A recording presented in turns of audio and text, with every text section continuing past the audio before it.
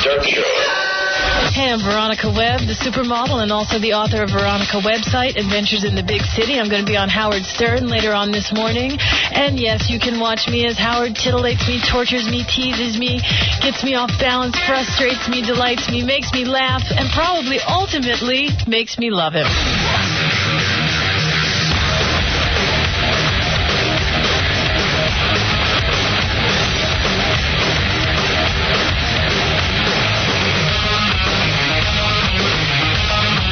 Oh, no. Good morning, everybody. It's Friday. Can you believe it? It's about time, baby. What's happening with you? All right, listen. I got a jam-packed show for you. First of all, if anybody out there suffers from back pain, mine was cured. I'm going to introduce you to the doctor who did it, and he did it through a book. Absolutely don't even have to have any kind of operations or nothing. I'm telling you, it worked. And he got rid of my obsessive-compulsive disorder and everything else. He wrote a new book. I'm going to have him on. We're playing the gossip game. Veronica Webb's coming in. She's the supermodel. Is she a supermodel, Fred? Oh, absolutely. She was, as a matter of fact, the first black model, I believe, for Revlon. Right. So, there you go. Spokesperson. And she's very light-skinned and has very white features, I think. Very sweet. Yeah. Well, as Quentin Tarantino found out, there are no features. Right. That's funny. Green Day's going to come by and perform. They're going to do that song that I really like. They're not coming today, are they? Yeah, today. Yeah, it's Friday. No, you've been I thought it was never going to happen. No, it's happening. You've been promoting it for so long. That was really a joke. Billy Joe's going to come in and do an acoustic thing, that acoustic guitar thing. Yeah. Wow. Because we were just listening to them, they can really crank out the sound. Yeah, baby. Yeah, I know you like it. I know you love that crank. Listening to that drummer. They got a good drummer. Oh, yeah. And he's a cute guy, Robin. Speaking of drummers, remember that drummer who came in here with the guy from the Foo Fighters the other day? Yeah, he's the drummer for the Foo Fighters. He's going out with? Minnie Driver. Minnie Driver. He's driving her. Oh, yeah. He's driving her Minnie. Hey, baby. Hey. Yeah, a lot of gossip. Oh, yeah. Oh, yeah. I thought he was a good-looking guy. Yeah. So I guess he is. Yeah, Green Day's great. What happened with the Knicks last night? They lost. They suck? Yeah. I told you, Patrick Ewing is rusty as a Did he play? old nail. Yeah. How many minutes? 27 minutes. And he sucked?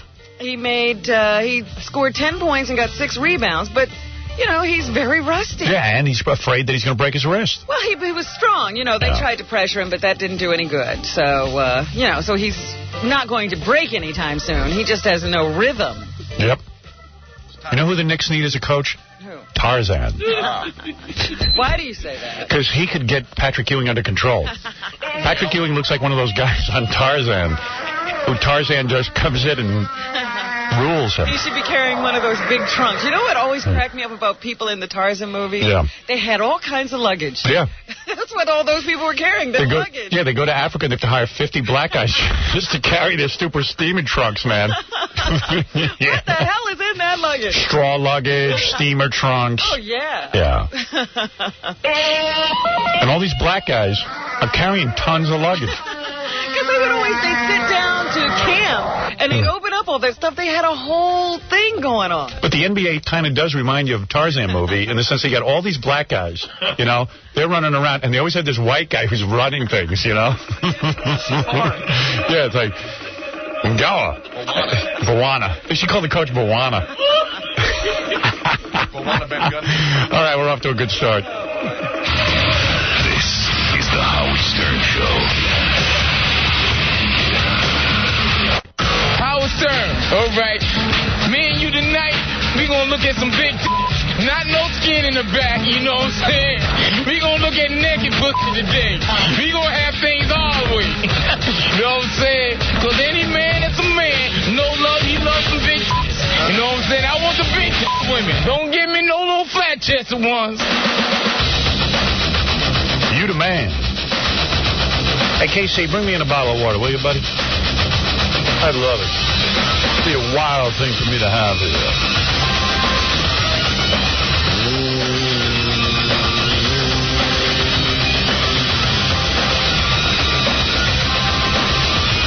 There you go, Gans. Give me that bottle of water, will you, pal? Look at that. Thanks, man. You're good. Pal.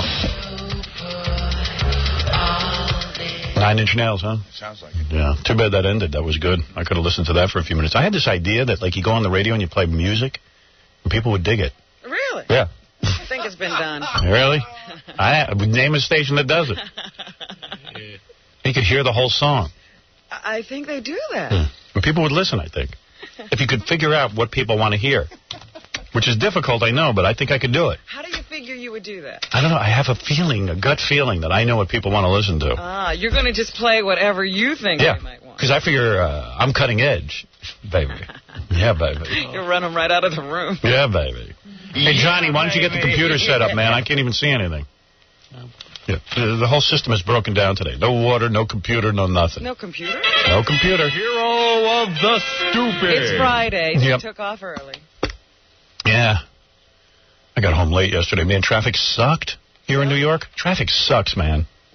I don't know what they're going to do about that. Nothing. I know. It's been getting worse since we moved here. Yeah. Every year it's gotten progressively worse. That's why I've been looking for an apartment in the city. Yeah, you have to move in. Well, at least even if like 1 or 2 days a week I could just stay in the city. Mm-hmm. That'd be cool. But, once you get here, you'll keep staying more and more and more. That's what everyone said. I said to myself, well, what if I don't use the apartment? And then my agent said to me, what if you never go home again? That's right. That'll be the problem. Like I'll visit home on weekends. Like any good dad. I didn't think I would like it. Yeah. I never leave the city now. Yeah. Yeah, I know I would like it. That's the problem. I'm kind of like, well, I don't even really want to go home. I mean, because as it is, I get home pretty much every night about 5 o'clock. Yeah, it seems to me that you live in California. Yeah, exactly. I get home around 5 o'clock. Yeah. And really, I do go to bed at 8 o'clock or else I can't function here. Mm-hmm. So I really have 3 hours. I gobble down some food. I take a shower maybe. And then you got to do a few things in those hours. Yeah, and I got to just do some, basic stuff. Yeah. I never see my wife, hardly see the kids, so what's the point? The only time I see him is really on the weekends. You might have more time to talk to him if you weren't doing all that commuting. Yeah, I could call him on the phone. Video conferencing. Yeah, I could see everybody. It'll be like you're on Babylon 5. Yeah, I would move everybody into the city, but I don't want to raise kids in the city. That's not possible. No. But Howard, imagine if you stayed in the city a couple nights, and imagine what the commute would seem like when you did go back. Well, that's what I'm saying to you. I mean, I used to visit you every once in a while. Now it seems to me you live on the other side of the world. I do. I do live on the other side of the world. So far away. Well, Long Island, we're talking about New York now, and we broadcast to a lot of cities, but Long Island is weird. Like, everybody comes to work in Manhattan, and then you try to get back to Long Island, where I live. And it's impossible. It's impossible. It has the worst traffic because Long Island isn't all that big, and it's the 11th largest market in the United States. It's totally congested. Yeah, Nassau County. And there's no roads. Yeah, the roads only allow 3 lanes. So it's ridiculous. You got millions of cars on this little tiny... All inching their way home at night. Yeah, it's like cholesterol trying to go through your veins. Right. 2 arteries. Yep. You've read those articles that said, like, when they originally built all those highways and stuff, they never had any idea there would be this amount of people. Nobody figured anyone would live on Long Island. So that's why the Northern State Parkway is 2 lanes. I know, it's crazy.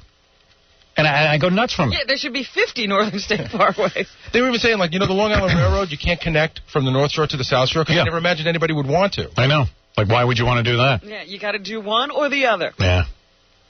I know. When I was a kid, I lived on the South Shore. There was no way to get to the North Shore. No. You never even knew where it was.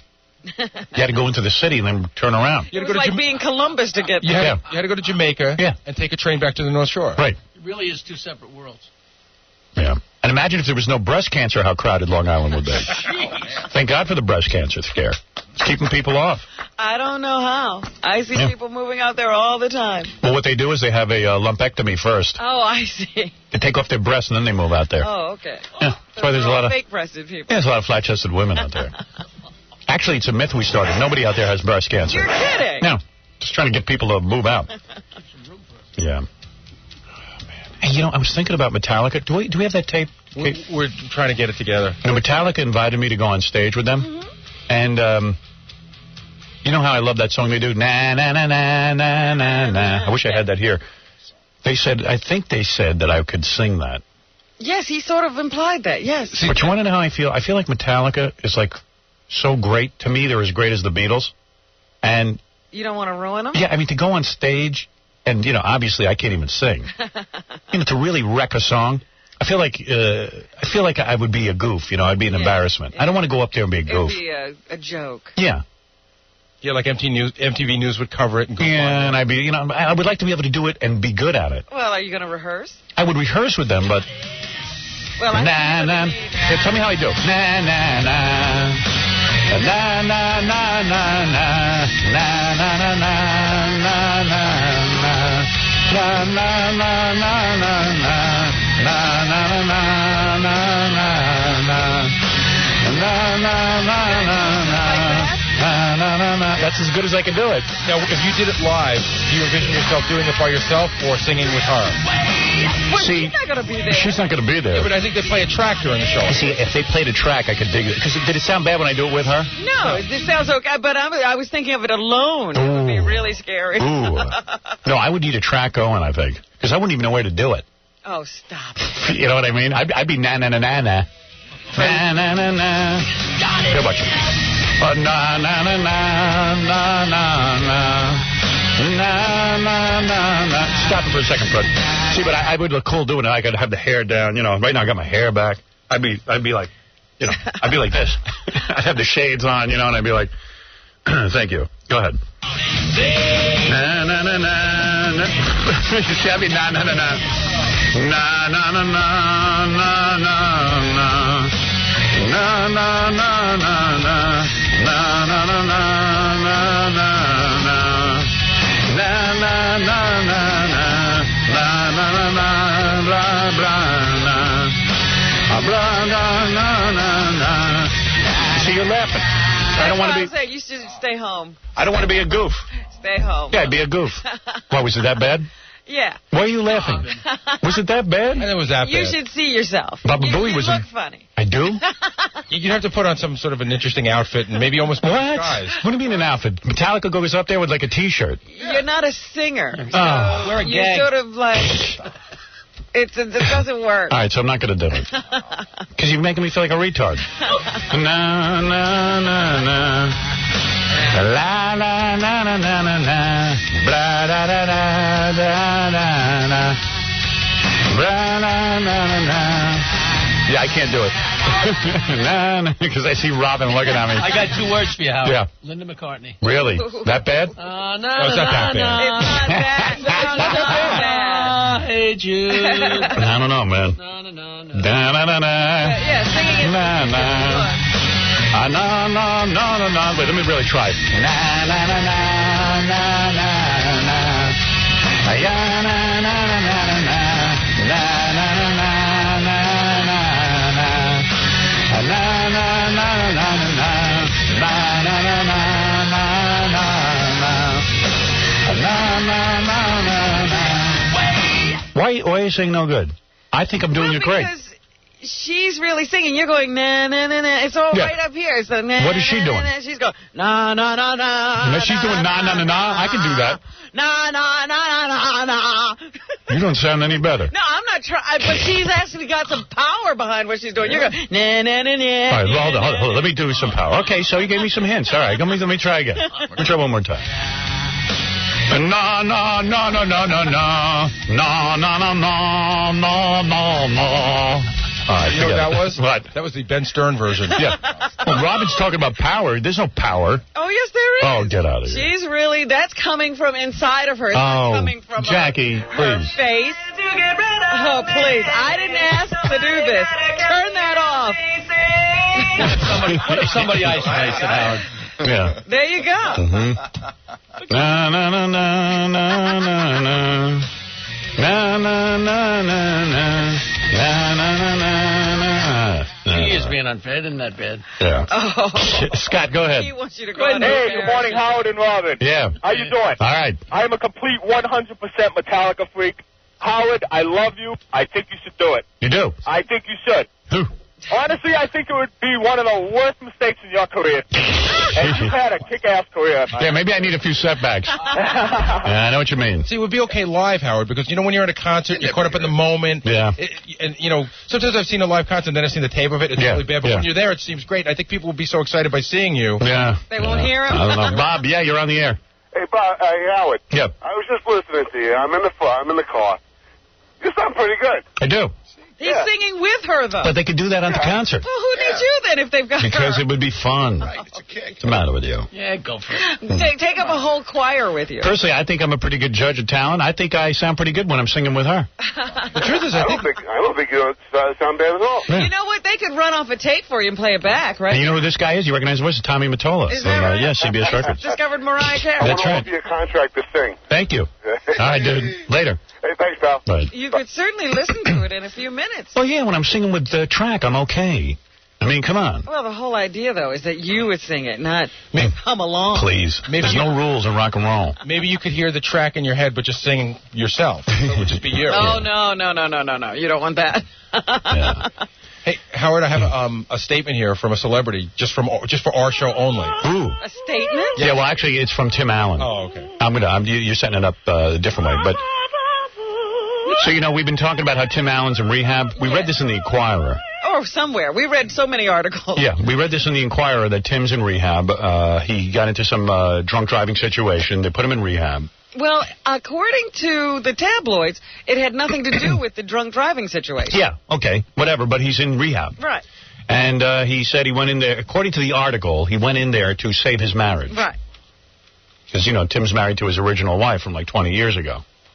And in Hollywood, that ain't easy. Trust me. You're not in Hollywood. Yeah, but I know it ain't easy. You've been there. Yeah, I've been there. You were there twice and it wasn't easy. That's right.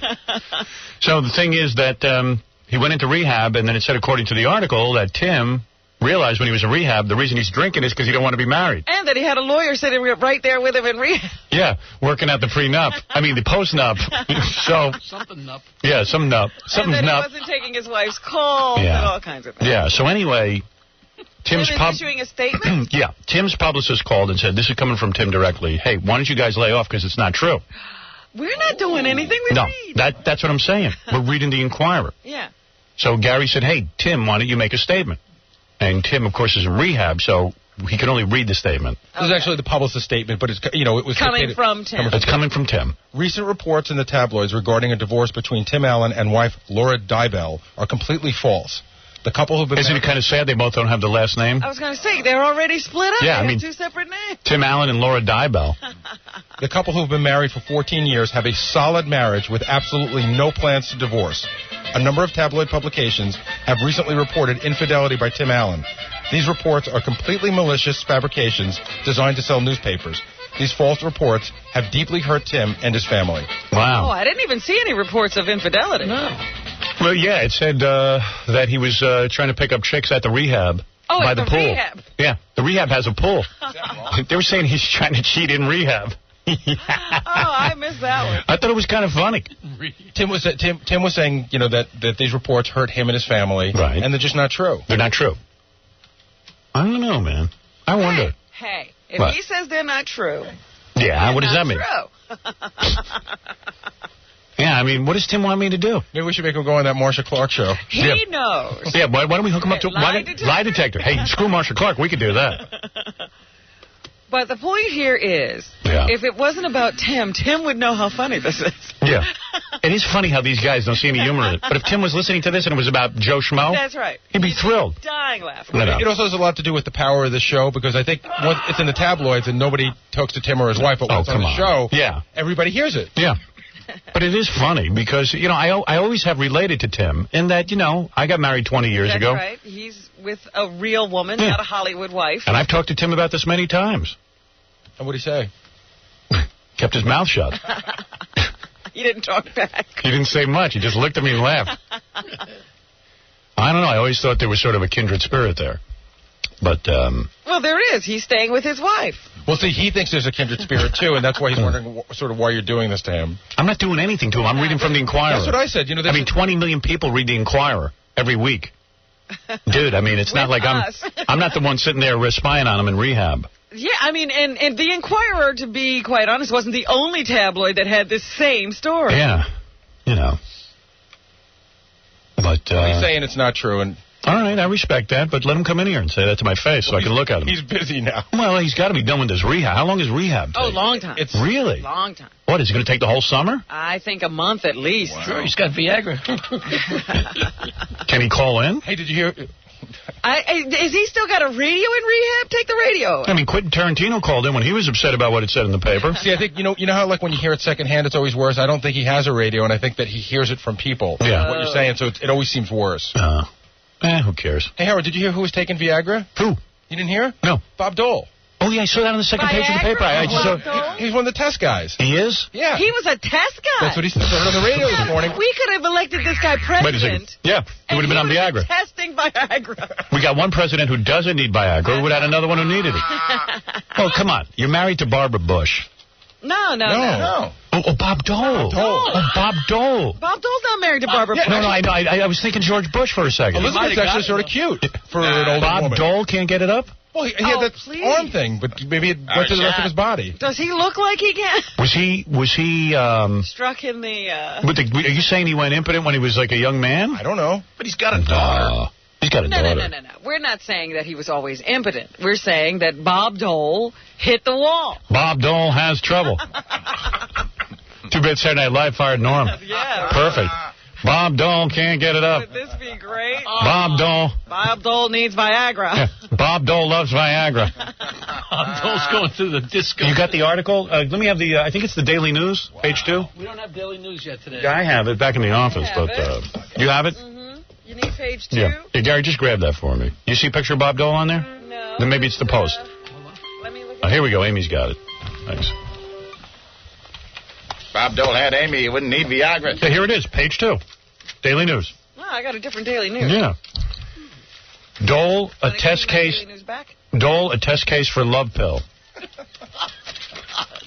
How did this get out? Yep. Bob Dole.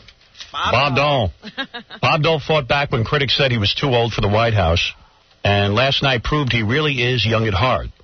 He was a test case for the love pill Viagra. How does he get into the little pool? Bob Dole has connections. Quote, it's a great drug, the 70-something former senator said of the wonder pill hailed as the fountain of youth for impotent men. Wow. I wish I'd have bought stock earlier. Dole joked on CNN's Larry King Live. I'll be honest, I was in the protocol and participated in the program. The 1996 Republican presidential nominee said of the Viagra trials. Dole, 74, underwent surgery for prostate cancer in 1991 while serving in the Senate. So that would be his problem. Yeah. Looking tanned and rested. Ooh. Mm-hmm. And ready for love. Dole told King that Viagra represents hope for impotent men everywhere. There are many men out there, millions of them, who suffer from impotence. And this may be the first step. Bob Dole knows. Bob Dole. Bob Dole. Can you imagine, like, why would he be in a test group? I mean, who knows what the hell could have gone wrong? Bob Dole needs an erection. Bob Dole needs it. I'm all about elections and erections. Bob Dole can't wait. Yeah. In fact, I rubbed some on my bad arm. Went right up in the air. Bob Dole is a hero. Yep. He tested it. He is. You couldn't have made this up, you know that? No. After his successful bout with cancer, Dole rallied on TV and before Congress to promote early detection and urge men to talk frankly with their doctors about prostate-related problems, including impotence. Oh. Dole, who urged men to have prostate exams, didn't mention whether he was still taking Viagra. But thousands of men across the nation are snapping up the little blue pills. Why would he stop? I don't know. He was so anxious he went into a test group. I got to get in a test group. I'm going to use my pull. Bob Dole. Bob Dole loves Viagra. I love those little blue pills. Yeah. I can't see so good, but who cares? Bob Dole loves it. Damn. Hey, I'm excited. Green Day's coming by today. Veronica Webb's going to be here. We're going to play the gossip like a game. Full house. Yeah, and Dr. Sarno, the guy who cured me of back pain just by showing me that it was psychological. He's written a new book. He's going to be on. In fact, the new book, I'm on the back of the jacket, endorsing the book. Bob Dole loves Viagra. These guys are real good.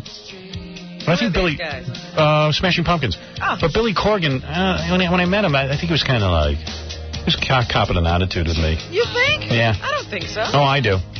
Nah. I think he thinks he's superior to me. I didn't get that at all. I did. When are you talking about?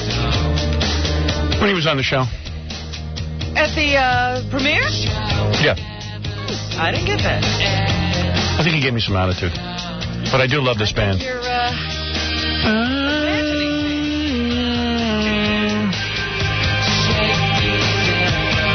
Because remember I said to him, hey, Billy, because Billy said to me, hey, I really love the film. And I said, hey, Billy, why don't you tell my audience how you love the film? He goes, I didn't say I loved it. I like it. Oh, I don't remember that. It was one of those things. So I was like, oh, okay, dude. Let's see you make a better movie. I don't know. I know that seems minor infraction, but to me that's a major infraction. I didn't remember that happening. You can't say one thing to me off the air and then say another thing on the air, trying to be cool. That pisses me off like to no end. Because I've always been honest on the air and off the air. Somewhat honest, anyway. As honest as I can be. Well, he was being as honest as he could be. Yeah.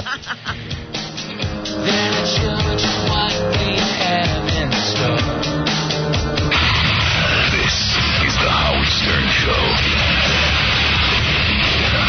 Welcome, ladies and gentlemen, to Markling Downs for the running of the Markling Handicap, carrying a purse of 84,000 yen, or roughly 45 cents American. A crowd of well over 7 people have filled the seats today for this historic event. It is now post time, and the field begins to enter the starting gate. First horse to enter the gate is Howard Stern, who's being led in by his nose, so this could take a while. Now Robin Quivers is in, but keeps bouncing off the front of the gate in her stall. And next, something that mildly resembles a horse. It's Papa Booey Delabate. All in, and they're off. And the favorite, Howard Stern, jumps right out to an early lead and is in front by half a nose. And what a nose it is. Wow, I haven't seen a nose like that since Secretariat was trotted out in front of a funhouse mirror. Now Robin Quivers draws a breast to put a nip in front. And speaking of breast, it should have a Goodyear sign painted on the outside of it, it's so big. In the meantime, Papa Booey is 5 lengths behind, or 3/4 of a length of his prehistoric size tooth. If Papa Booey, with that mule-like face, was in front, no one could get by him with that wide rump covering most of the track. Now Papa Booey's beginning to break a sweat and has pulled out a pink windshield wiper to take it off. Oh, I'm sorry, that's his tongue. Now Papa Booey's beginning to make his move. Look at that horse tooth go. He's too dumb to ever feel tired, and with that dopey look affixed to his face. In the meantime, Howard Stern has regained the lead, and here comes Robin Quivers charging up with her sweet backside really working. No wonder her father fell in love with her. What fine round cakes. Her breasts are now heaving up and down to the delight of the horny fans here at the track. Robin has taken over, and Howard Stern is second by a nose hair, or 6 feet in human terms, and Papa Booey is still third. Boy, is this track sloppy. All that mud. Oh, I'm sorry, that's Gary's drool. Robin is still in front by a teeth. Can I say that?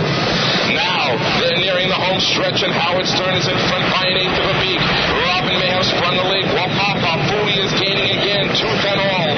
Continuing for home, they're 3 across the track. Now it's Howard Stern by a schnoz, and now Robin by a nip. Now Papa Booey by a stinky tooth. Oh, baby, what a race.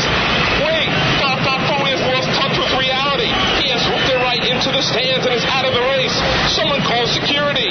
We're down to Stern and Quivers, and Papa Booey is nowhere in sight. It's Stern and Quivers to the wire. It doesn't get any better than this.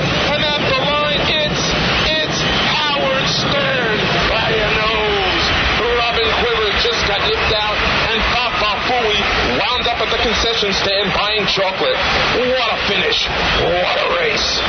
Ladies and gentlemen, this has been your announcer, Larry Letterman, now sending it back to the studio. See, I beat you by a nose. I'm lucky.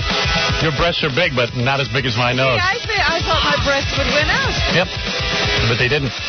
They're not that big because you had them cut down. Oh, if I hadn't had the operation, you would have won the race. The race would have been mine.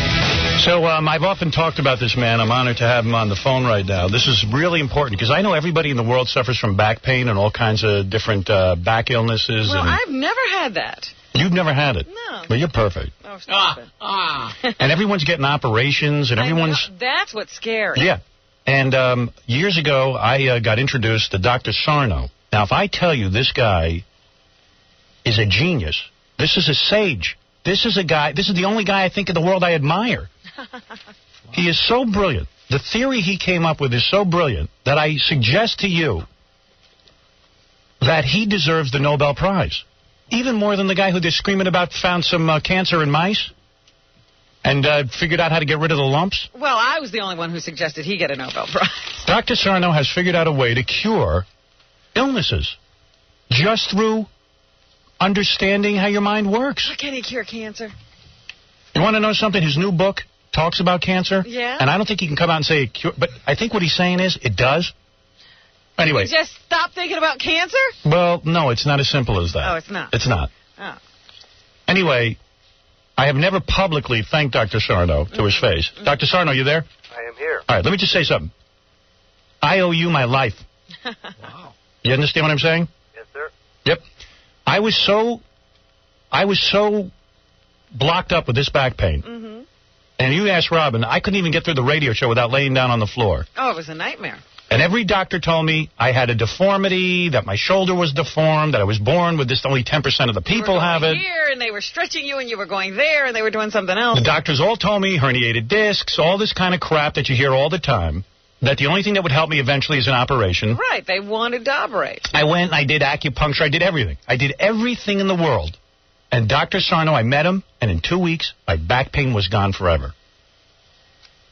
And that was all based on his second book. You could read his second book and be done with your back pain. It's called Healing Back Pain. Yeah, but some people are hard-headed. I've given it to people. They still have their back pain. But Dr. Sarno, the new book goes even further. What is the new book called? It's called The Mind-Body Prescription. And you talk about more than just back pain, don't you? Yes, I talk about the other things, the other common things that people can get that appear to serve the same purpose as a back pain. You know, when you say serve the same purpose, my view is that the pain is there because it's sort of hiding something that's in the mind, in the unconscious mind, that is considered to be more dangerous and worse than the pain. Yeah, and meanwhile, there's people sitting there going, yeah, but, you know, back pain can't be psychological. My back pain's real. I did it in the gym when I lifted weights, or I did it from lifting my kid. They don't understand that all of their back pain is psychological. Well, yeah, but I think you've got to be very careful. It is real. It is real physical pain. The point is that it's not brought on by something being wrong with your back, so to speak, but rather it's brought on by stresses and strains, and they produce an internal reaction that scares the brain, so to speak. We sort of scare ourselves without realizing it, and the brain is producing this pain in response to the anger that is generated inside of us when we put ourselves under pressure. After reading Dr. Sarno's book, I'll tell you how dramatic it was for me, and I'm not kidding around. Within 2 weeks, not only did I get rid of my back pain, I got rid of obsessive-compulsive disorder, which is a major psychological problem. I mean major. True, Dr. Sarno? Yeah. And for years, haven't doctors all thought that that's biological? Or chemical. Or chemical? That's right. And all of a sudden, it lifted. I mean, like a miracle in my life.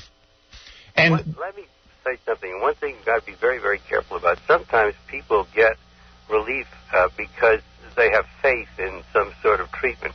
I think the important thing about what you went through in following my program is that you've been permanently helped, and that proves that it wasn't just by blind faith, but you got that way because you learned some very important things. I was talking to a guy yesterday. I was telling him about you, and he says to me, well, you know, I had a back operation. I really needed it, and I had it about a year ago. And I said, I bet you your back pain came back. And he said, yeah, it did. How'd you know? I said, because it always does. It always does, because a back operation is just like... you can tell yourself, well, I'm always going to have that because I did have an operation. Yeah, and it gets worse and worse and worse. I was permanently fixed. I can do everything in the gym now. I was doing squats yesterday with 150 pounds on my back. Mm-hmm. I never could do that before. I saw, you know, I actually read Dr. Sarno's book, and I was able to do it. Mm-hmm. It is frightening what you've tapped into, and I'm telling you, I'm not being sarcastic when I say you deserve the Nobel Prize. Has anybody suggested that? And let me tell you something. Dr. Sarno is ignored by a lot of the medical community because they make billions of dollars fixing your back. There's no pills to prescribe in Dr. Sarno's program. Nope. And no operations to get you more money. All you need is the book. Yeah. Am I right or am I wrong? Well, many people can apparently do it with the book alone. We know that. But there are others who need some personal attention, too. And, of course, that's a real problem because there are very few doctors making this diagnosis. I think I want to say one word about what the medical profession is doing. Understand they're doing what they do in good faith. This is what they've been trained to do. It's just that the realization that the mind is so powerful and important and that it can do things to the body is a little slow in coming. And really, I think it's the academic medical community that bears the responsibility for demonstrating these things. The National Institutes of Health, for example, and the other medical schools across the country. So you don't want to be too hard on the practitioners. No, they're How doing. did he tap into it? He got the same education everybody else. And Dr. Sarno is not like a psychiatrist or anything. He's a medical doctor. So how did he figure this out? How'd you figure it out? Because you are a genius. You know you're a genius, don't you? Do you know you're a genius? Somebody always has to be on the firing line, on the front line. And the answer to how I figured it out was that I just became very unhappy with the conventional diagnoses and treatment. So when I took a closer look at it, it gradually became clear what was going on. You had a revelation like it's as important as what Buddha came up with. It's as important as what Freud has come up with. I'm telling you, this guy should be... what is it, Tom? He helped you? Come in here. Here's a testimonial. He's a blockhead, right? Let me tell you something.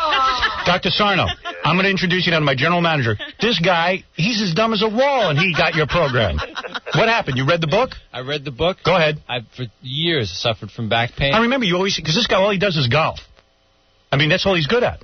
Go ahead. Go ahead, Tom. Read the book when I realized, in reading the book, when I realized that my head was making my back bad, it made all the difference. I mean, I do a lot of workout stuff, which he also talks about in the book. Right. And between the book and working out, 2 years, no back pain. Dr. Sarno. Yep. Do you realize your method worked on the mind of a mindless man? Do you realize You can get through to anybody. You realize what a genius you are? Exactly. You got through to Tom, you get through to anybody. The genius of the back helped the genius of the radio. Yeah, well, it is true, though. But you're right to thank Dr. Sarno. I'm telling you, I have thanked Dr. Sarno over and over again. I don't even know what to do for him. I mean, the guy changed my life. Mm-hmm. And these books are brilliant, and they're easy to read. Believe me, I'm no rocket scientist. So if you could figure it out and I could figure it out, it's got to be easy to read. Hey, Dr. Sarno, there's a woman on the phone. She just wants to thank you. She's a listener. All right. All right. Mary, you there? Yes, I am. Go ahead. Dr. Sarno, can I just tell you, I had back surgery. I went through the whole thing, chiropractors, all the stuff. I was out of work for 2 years. I didn't drive a car for a solid year. And actually, one time I heard Howard talking about that, the pain's all in your head. I was on the phone ready to scream at him because I'm like, yeah, you talk about this pain being in your head. And then somebody introduced me to the book. 2 weeks, because I'm a runner. 2 weeks later, I was running. I've been running every day since. And I give the book to my friends. They read it and they go, oh, no. Yeah. My back was real. I was in a car accident, or I woke up. Or yeah. Hey, Mary. It's frustrating. I hear the emotion in your voice. You sound like you want to cry, right? I'm telling you. That's how I felt. When Dr. Sarno helped me, I was like, I wanted to cry. I was so happy. I wanted to meet him.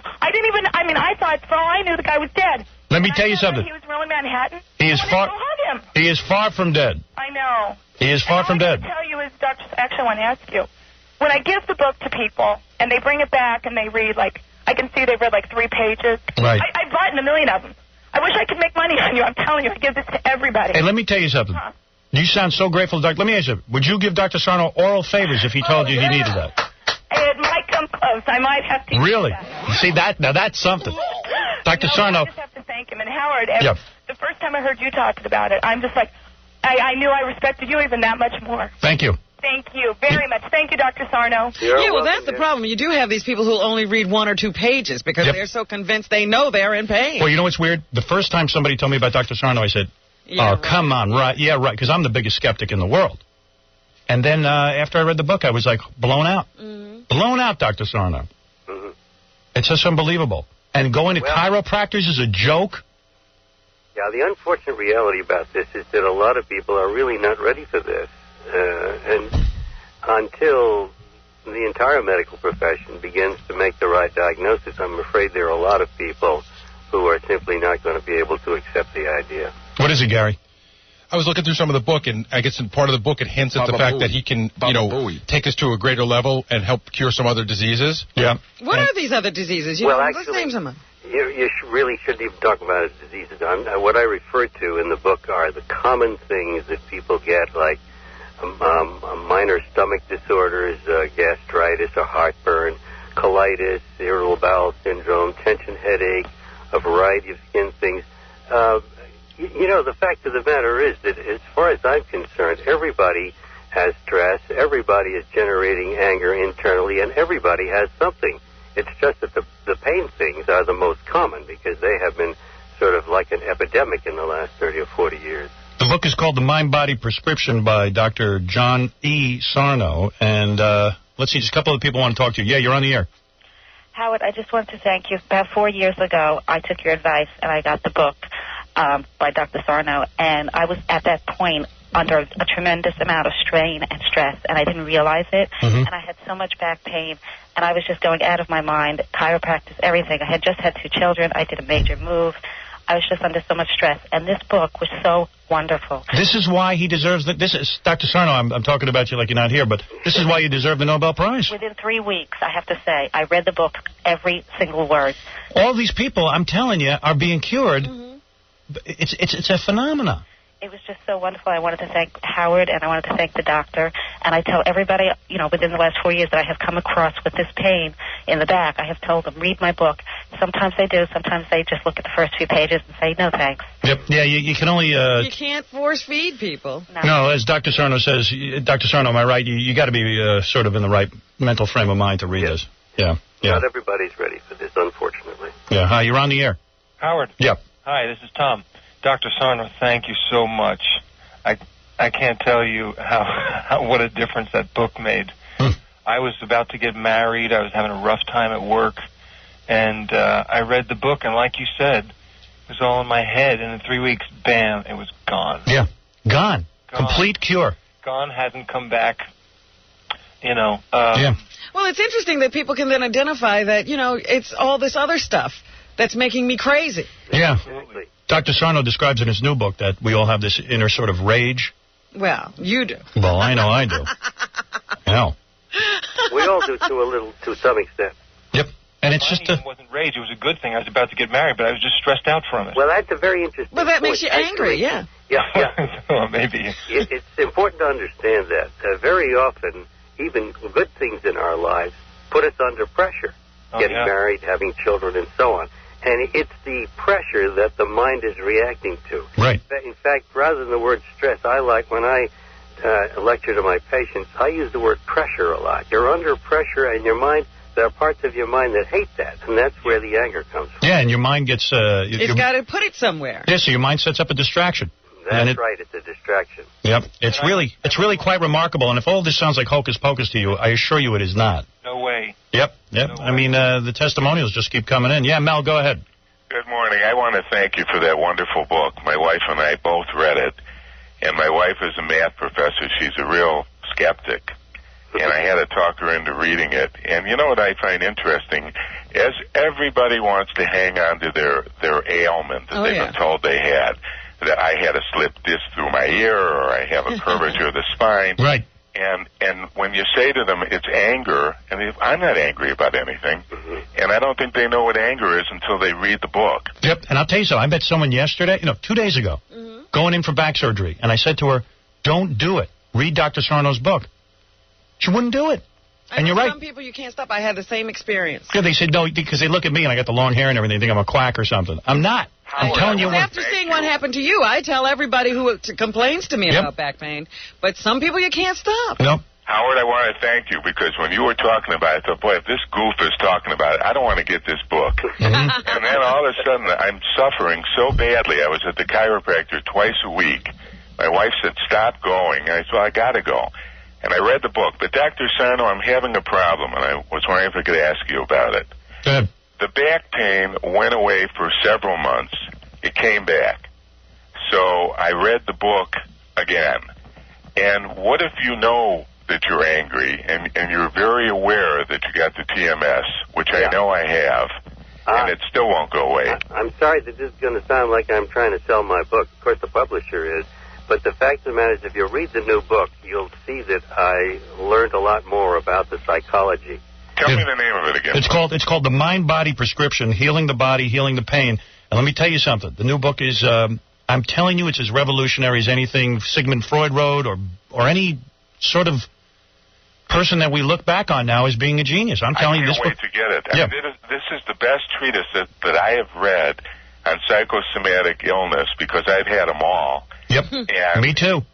I relate to you, man. Yep. Okay, dude. Thanks, bro. What is it, Stuttering John? Quick. Howard, I realize when you talk to Dr. Sarno, try not to act dopey. I know Dr. Sarno helped you get rid of your OCD. So on the phone we have Dr. Remulac. Do you think Dr. Sarno? I'll get out of here with Dr. Remulac. I'm not going to talk to him. Well, I know he has OCD. Yeah, well, I don't care what he He is. should get the book. That's what he can do. Okay. I'll get out of here. All right, well, he's on Dr. the phone. Remulac. Dr. Sarno. Yes. Anyway, thanks for the new book. It's great. You know what a fan I am of yours? I don't even know how to Well, thank he doesn't you. even write a thick book. I'm looking at it there. You know, No. a lot of times these books are intimidating. They're No. so big. It's really easy to read, and it makes total sense. And, I don't know how to thank you other than just keep saying thank you over and over again and keep telling people about the book. Well, you're very welcome, Howard, and you keep you keep working away. Okay. Okay. One of these days he'll get it right. Yeah. I was with Dr. Sarno yesterday talking about one of my many problems. He's been real good to me. Dr. John E. Sarno, The Mind-Body Prescription, Healing the Body, Healing the Pain. That's the name of the What book. practice does Dr. Sarno have? He just deals with you. Yeah, he's basically taking me on full time. No, he's got a. In fact, it's very hard to actually see Dr. Sarno. That's why he writes the books. Am I right? Am I right in saying that? Yes and no. Actually, because of the fact that, as we said before, not everybody is into this, I'm not overly busy. I can be seen if necessary. Mm-hmm. But what does he do for people? I mean, who goes to see Dr. Sarno? Me. I go. In fact, when I went, the place was packed. So it's mostly people with back pain? I'm just wondering. People with pain. Mm-hmm. It's back pain, neck pain, shoulder pain, pain in the limbs, because this can manifest itself as many different kinds of pain. Yeah. So, I mean, there's some people who need to see him, and there are some people just read the book and they're Yeah, I just wonder, never mind. No. Yeah. What? Nothing. Oh, go ahead. You can wonder. You'd make fun of me anyway. No. What? Tell me. All right, Dr. Sarno, thank you. Yes, sir. Thank you, Howard. The Mind-Body Prescription. Thanks for coming on the air. You're welcome. And to me, this is the closest thing to God you'll ever meet. He really gets rid of the pain, man, and there's nothing better than that. Okay. All right, thanks, Dr. Sarno. Righto, bye. That guy's a god. Well, what are you so angry about that you have this stuff hopping around in your body? It's none of your business. Oh, thank you. You don't want to know. I don't? No. Oh. You don't. You would hate me. Oh, stop it. You can tell I'm an angry man. That's an understatement. And I'm going to get everyone back. Oh, dear. See, my attitude is always, you guys always carry on about me yelling and carrying and screaming and all that stuff, but I've always had the idea that if you're angry, you should express it. Yep. She does. Well, you do. Everybody else is sitting on it. I think your anger is causing my back pain. Yeah, Ray, what's up? How you doing, Howard? Hey, dude. Okay, about 5-6 years ago, I fell off a ladder. I had to have double disc surgery, the whole works. Mm-hmm. And people told me about Dr. Sarno, and I was laughing in their face. My friends were telling me. Yeah, me too. I read the book. I was laughing at the guy as I read the book. Right. I can't believe this baloney. Right. About a week later, I said, you know what, let me go back to the book. My pain started coming back. I got the pain down the leg. I was crying at night. I couldn't sleep. I read the book again, and I said, let me really concentrate. I lay down in bed, and I thought about what he said about the TPM. Yep. And I felt the pain just flowing out of my leg. Yeah, I know. And this is the guy, I couldn't get out of the car. Hey, here, I'll give you an example, okay? Yeah, go ahead.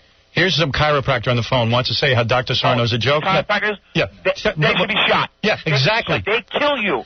And my mother-in-law, that poor woman, had surgery. Yeah, hold on a second. She's stressed out. She's going back again, and I'm killing her not to have surgery. Hey, yeah, you're a chiropractor? Yeah, I'm not saying he's a joke. I'm just saying that's one approach to it. Yeah. Dude, you're doing it to Dude, let me tell you, I'm not doing... to see you every couple of days. Dude, the alternative is to go to you, twice a week and pay what? 3 times. 3 times a week. And does it ever work? No. The physical ailment. I mean, there's physical ailments. Oh, no, there isn't. I had double herniation. I got a $200,000 award from the insurance company and everything. You're one person. Oh, please. Dude, I could line up 1 million people. We could line up people who had injuries and people who just had back pain. Dr. Sarno will put all chiropractors out of business, and everyone's afraid of him. You recommend Dr. Sarno's book to my You should. I do. And the thing is, they should all stop going to you. What's that? They should all stop going to you. Yeah, right. Because they buy into the... Midget. You got psychological problems. Get out of here. The psychosomatic response you have. You're a nut. You're crazy. Yeah, too bad you're going to be out of business once Dr. Sarno's book is read by everyone. You better take up massage. Yeah. Take a massage and get out of my life. That's what's good for you. As we enter the new millennium, human consciousness will approach the infinite. Join with all creation and sing songs to the new age with a fantastic CD collection of The Noises of Jackie Martling. All the many calls of Jackie Martling in the wild, captured in three-dimensional surround sound and true digital reproduction. Contemplate the infinite. The Noises of Jackie Martling. Exclusively yours from The Howard Stern Show. Until he decides to quit again. Jackie is everywhere.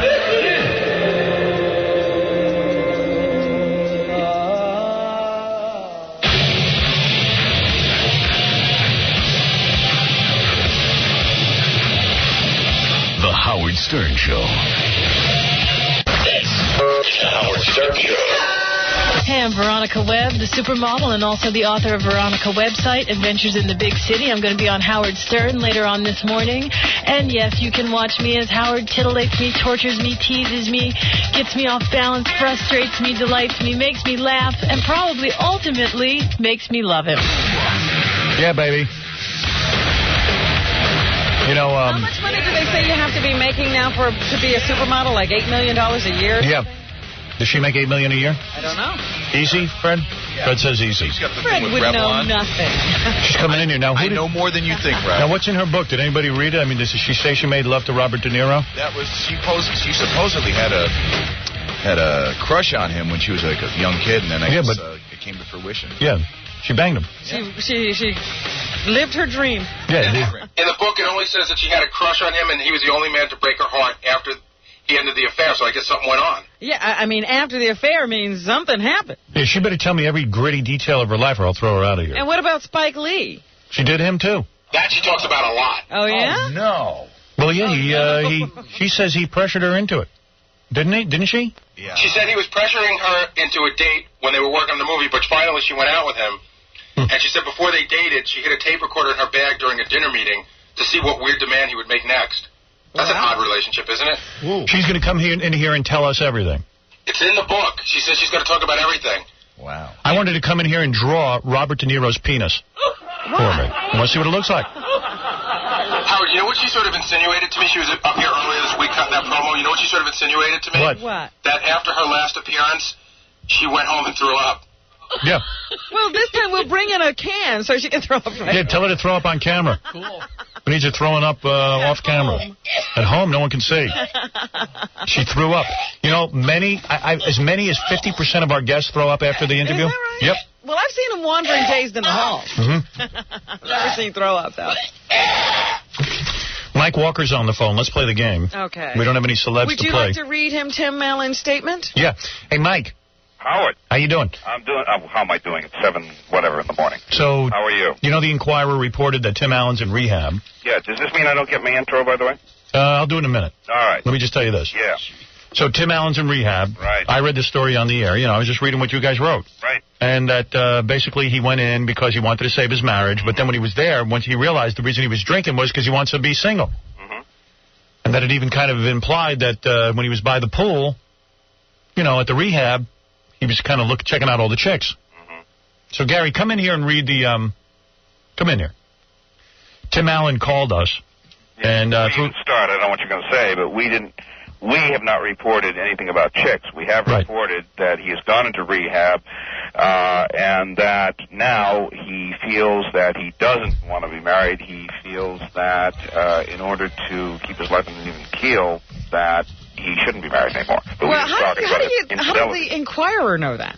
Oh, please. How does the Inquirer know that? How do we know O.J. had Bruno Magli's shoes? Come on. The Inquirer... What, am I going to tell you my sources? Feelings. Don't you think the Inquirer has someone at the rehab that's listening in on the group sessions? Hello, duh. In these, well, keep your mouth shut, Tim. Yeah. Hey, can I ask Mike a question? Well, Tim Allen can say what he wants. You know? Right. When you have a mole in the rehab, Is it somebody who's already messed up? Wait a minute, I didn't say mold in the rehab. That is one possibility, yes. Okay, in the past when that's happened, is that somebody that's already in there that you just tap, or do you send somebody to rehab? They got one guy. No, they got one guy in there who's been in there for 27 years in rehab. Still not well. Yeah. Okay. Do you remember when the news came out that Fawn Hall, of shredding fame, with Ollie North, was a cocaine addict? How'd you know that? In West Palm Beach. How do we know that? As I pointed out one time, and it may have been to you, Howard, I said, look, the National Enquirer, first of all, the headquarters of the Enquirer is in Florida. Where is that Hazelden Clinic? In West Palm Beach, Florida. Right. Now, I think I once said to you that, gossip, news is just like watching, we're professionals, right? Right. We don't go out and try to be sportsmanlike about it. We're big game hunters, okay? Right. We know where the animals are going to come to drink. And one of the places where the animals come to drink is, places like Hazelden. Right. Rehab centers. So what do you do? We develop sources in all sorts of places. Well, wait a minute. What about the Carly Simon story? Yeah, that was kind of cool. You guys were going to release that she had breast cancer? That is her version of it. But, that is, basically. So her version's right. That's kind of heavy. And you know what else he wants to talk about? Why is that kind of heavy? Well, I don't know. That's sort of like, Now, wait a minute. I feel like Carly Simon... This is something I'm very passionate about. Mike, here's what I think. Yeah, what do you think? You know I love the Enquirer. I'm not coming down, and I love reading these stories. Uh-huh. But, hey, she's got... Rehab stories are one thing. Rehab's one thing that's kind of funny. Howard, if you had a friend, okay, Go ahead. who had breast cancer or whatever disease, okay, a friend of yours, okay, would you not be anxious to know how are they? Yes. Would this be malicious on your part to find out how they are? You'd want to know. You'd tell your other mutual friends, etc. No, I wouldn't. I never have understood why stars go, oh, I'm sick, don't report that. No, because it's the kind of thing where maybe she just, she doesn't want to walk through the streets and have everybody go, I'm sorry, but, that's going to happen anyway. All of her friends are going to know about it. They're going to talk about it. I don't know why the press should be excluded from that. We're not the only ones who report on Star. Well, it's Robin, let me pick a bone with you. What? Yesterday, you said that the National Enquirer, and this is not your fault, by the way, but I just want to make this clear. You said that you were talking about the Pam Anderson lawsuit against the National Enquirer. Yes. And you said, boy, you said the Enquirer settled with Pam Anderson. That's what it said in the paper. That's what the report said. Must have paid them a lot of money. No, you're right. You're right. What happened was that the press, and we can't really blame them, actually, when we looked at the press release's language came out in the press, in news stories, and like in yesterday's New York papers, that we had settled with, implying that we had paid her money. You didn't pay her a dime? We did not a dime. Wow. What it was we settled our differences, and we certainly had some. Pam denies, that she made money off the porn film. Right, and as she had been alleged by, in several places. Right, and you maintained it? Just basically said, okay. In fact, the statement said her lawyers said, we're happy, the Enquirer's happy, everybody should. In other words, you maintained... But we did not pay her any money. Right, and you maintained that Pam Anderson was paid money for the porn movie. We did say that. Pam has her own take on it. We'll be doing a story on that, which we would have done in the first place. Look, a lot of times, when we call stars, and I've told you this before, we call stars and say, hey, we've got, XYZ, and they say, oh, we're not going to talk to you, and they stonewall us. We publish something, and then they say, oh, no, that's not... All right, let me ask you something. Let's say a guy has AIDS, okay? Mm-hmm. All right, which is heavy disease. Right. Means you're dying. Mm-hmm. And he doesn't want it out because he's saying, hey, look, I'm famous, but I'd like to have at least people not treat me like a leper. Mm-hmm. Would you report in the paper that he has AIDS? It depends on the circumstances. If you remember, USA Today got into a great controversy when they reported that very thing with Arthur Ashe years ago. Mm-hmm. And it was a raging controversy. And in that particular case, I mean, it was so closely held and so private, who's to say? My feeling has always been that if somebody is ill, has a disease, they are famous, eventually they are going to have to deal with the fact that the press is going to report it. Their friends know it. People in the industry know it. Eventually, you're sometimes sick. those hospital things do bother me. Yeah, I mean, let's say Arthur Ashe kept it quiet. You're fighting a disease, and, your family's affected by it. This isn't anything you necessarily brought on yourself. So at what point, Robin, at the death, then we can report it? Yeah. Yeah. Oh, I see. Well, I don't agree with that. Well, I absolutely don't agree with that. So listen to the statement. I am very surprised, Howard, at you taking that position. No, I'm just trying to work it out morally in my head. I'm trying to think, like, what? No, I remember, where do you draw the line? Yeah, there's certain people that's who... something we work out every single day, and there are many times when we were asked not to publish this or that, and we've complied with that. Yeah, but, it's not that I really even... I'm not even sure where I stand on it. I kind of feel like I'm a hypocrite if I say I'm against it because I love reading it. Michael Landon said years ago when we published that, he very sadly was had cancer and was had very little time to live. Right. He said, if you remember on the Johnny Carson show, he said, I don't like my kids reading in headlines on newsstands that I have 3 months to live. Yeah. And you know what? I was asked about that, and I said, I agree. I agree with him totally. I wouldn't want my kids reading that about me either. Right. On the other hand, what is what are you to do? I don't know, man. It's a tough one. We work those things out every day. It depends on the person, because I certainly am fascinated every time I see a picture of Elizabeth Taylor being carted in and out of a Yeah, I love it. emergency room. It depends on the circumstance. You could say the line is, hey, if a guy is like with a disease, like he didn't bring it on himself, like Michael Jackson getting plastic surgery, he brought it on himself, and he does all that kind of weird stuff. People getting shots coming out of the plastic surgery. How about a guy like Ray Sharkey who had the disease and continued to sleep with women? That's okay. Tell everybody about him. Well, you see, you can't keep... It's a decision you make every time. Yeah, it's a tough one. Hey, anyway, here's Tim... One more thing. Yeah. I want to give a phone number. I've been talking about this Edom thing, EAT''M in Las Vegas. All of the bands can go. Big showcase thing, May 14th, 15th. I got a bunch of calls last week, and they said when we were talking, they didn't get the number. Go ahead, give the number. Phone number. Go ahead. Okay, especially the group who keeps calling two guys and a dead girl. Okay, here's the number. Yep. 702-837-3636. 702-837-3636. That's the hotline to register for Edom, this huge convocation of bands, executive promoters. So anybody who wants to get like a record contract can enter this contest? Yeah. Okay. Hey, read the statement from Tim Allen. Okay. Recent reports in the tabloids regarding a divorce between Tim Allen and wife Laura Dybel are completely false.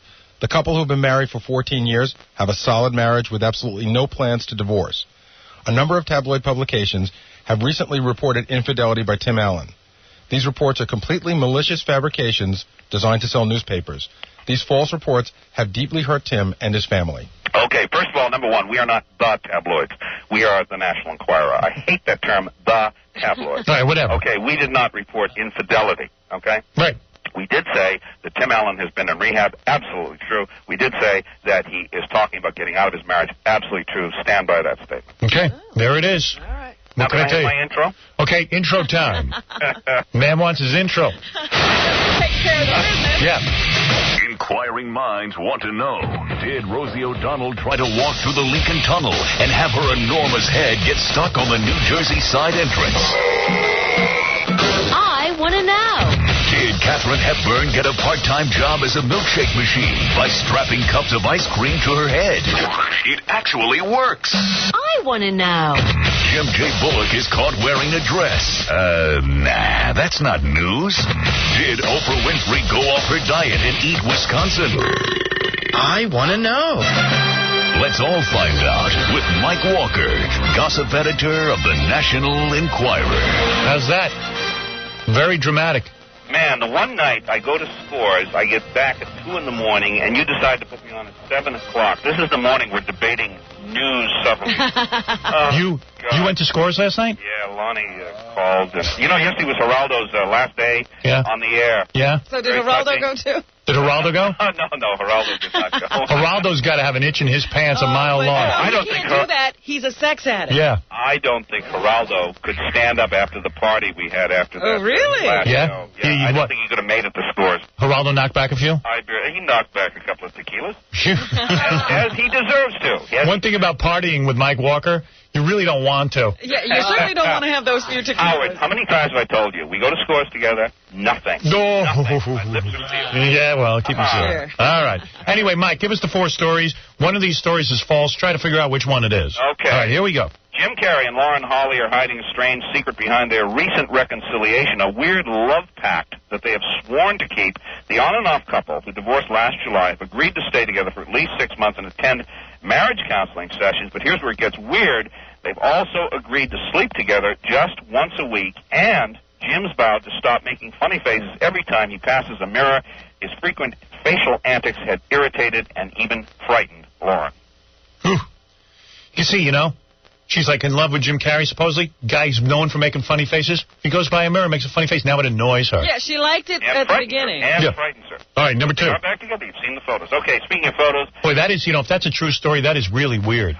Well, they are back together. They've been buying horses together and all. But they can only make love once a week? Why would you sign a pact? That's the agreement. Okay, go ahead, number 2. Okay, after those recent news photos of him looking as jolly as the Pillsbury Doughboy, Leonardo DiCaprio, who's been partying and boozing nonstop since Titanic, was not amused when he got a proposal from Weight Watchers poster girl Fergie, the Duchess of Pork, to go on a special diet program personally supervised by her. All right, go ahead. After his bust for lewd conduct in a public bathroom, George Michael turned to another singer who's made his own share of sensational headlines. He accepted Michael Jackson's offer and went for R&R with his boyfriend at the Gloved One's Neverland Valley Ranch. I want to watch you and your boyfriend. Go ahead. Pregnant Jodie Foster saying publicly she doesn't know if her baby is male or female, but here's a clue. Jodie's been calling Rosie O'Donnell, who has a 3-year-old son, for advice on raising a boy. Yeah, well, Rosie would know. Rosie knows how to raise a boy.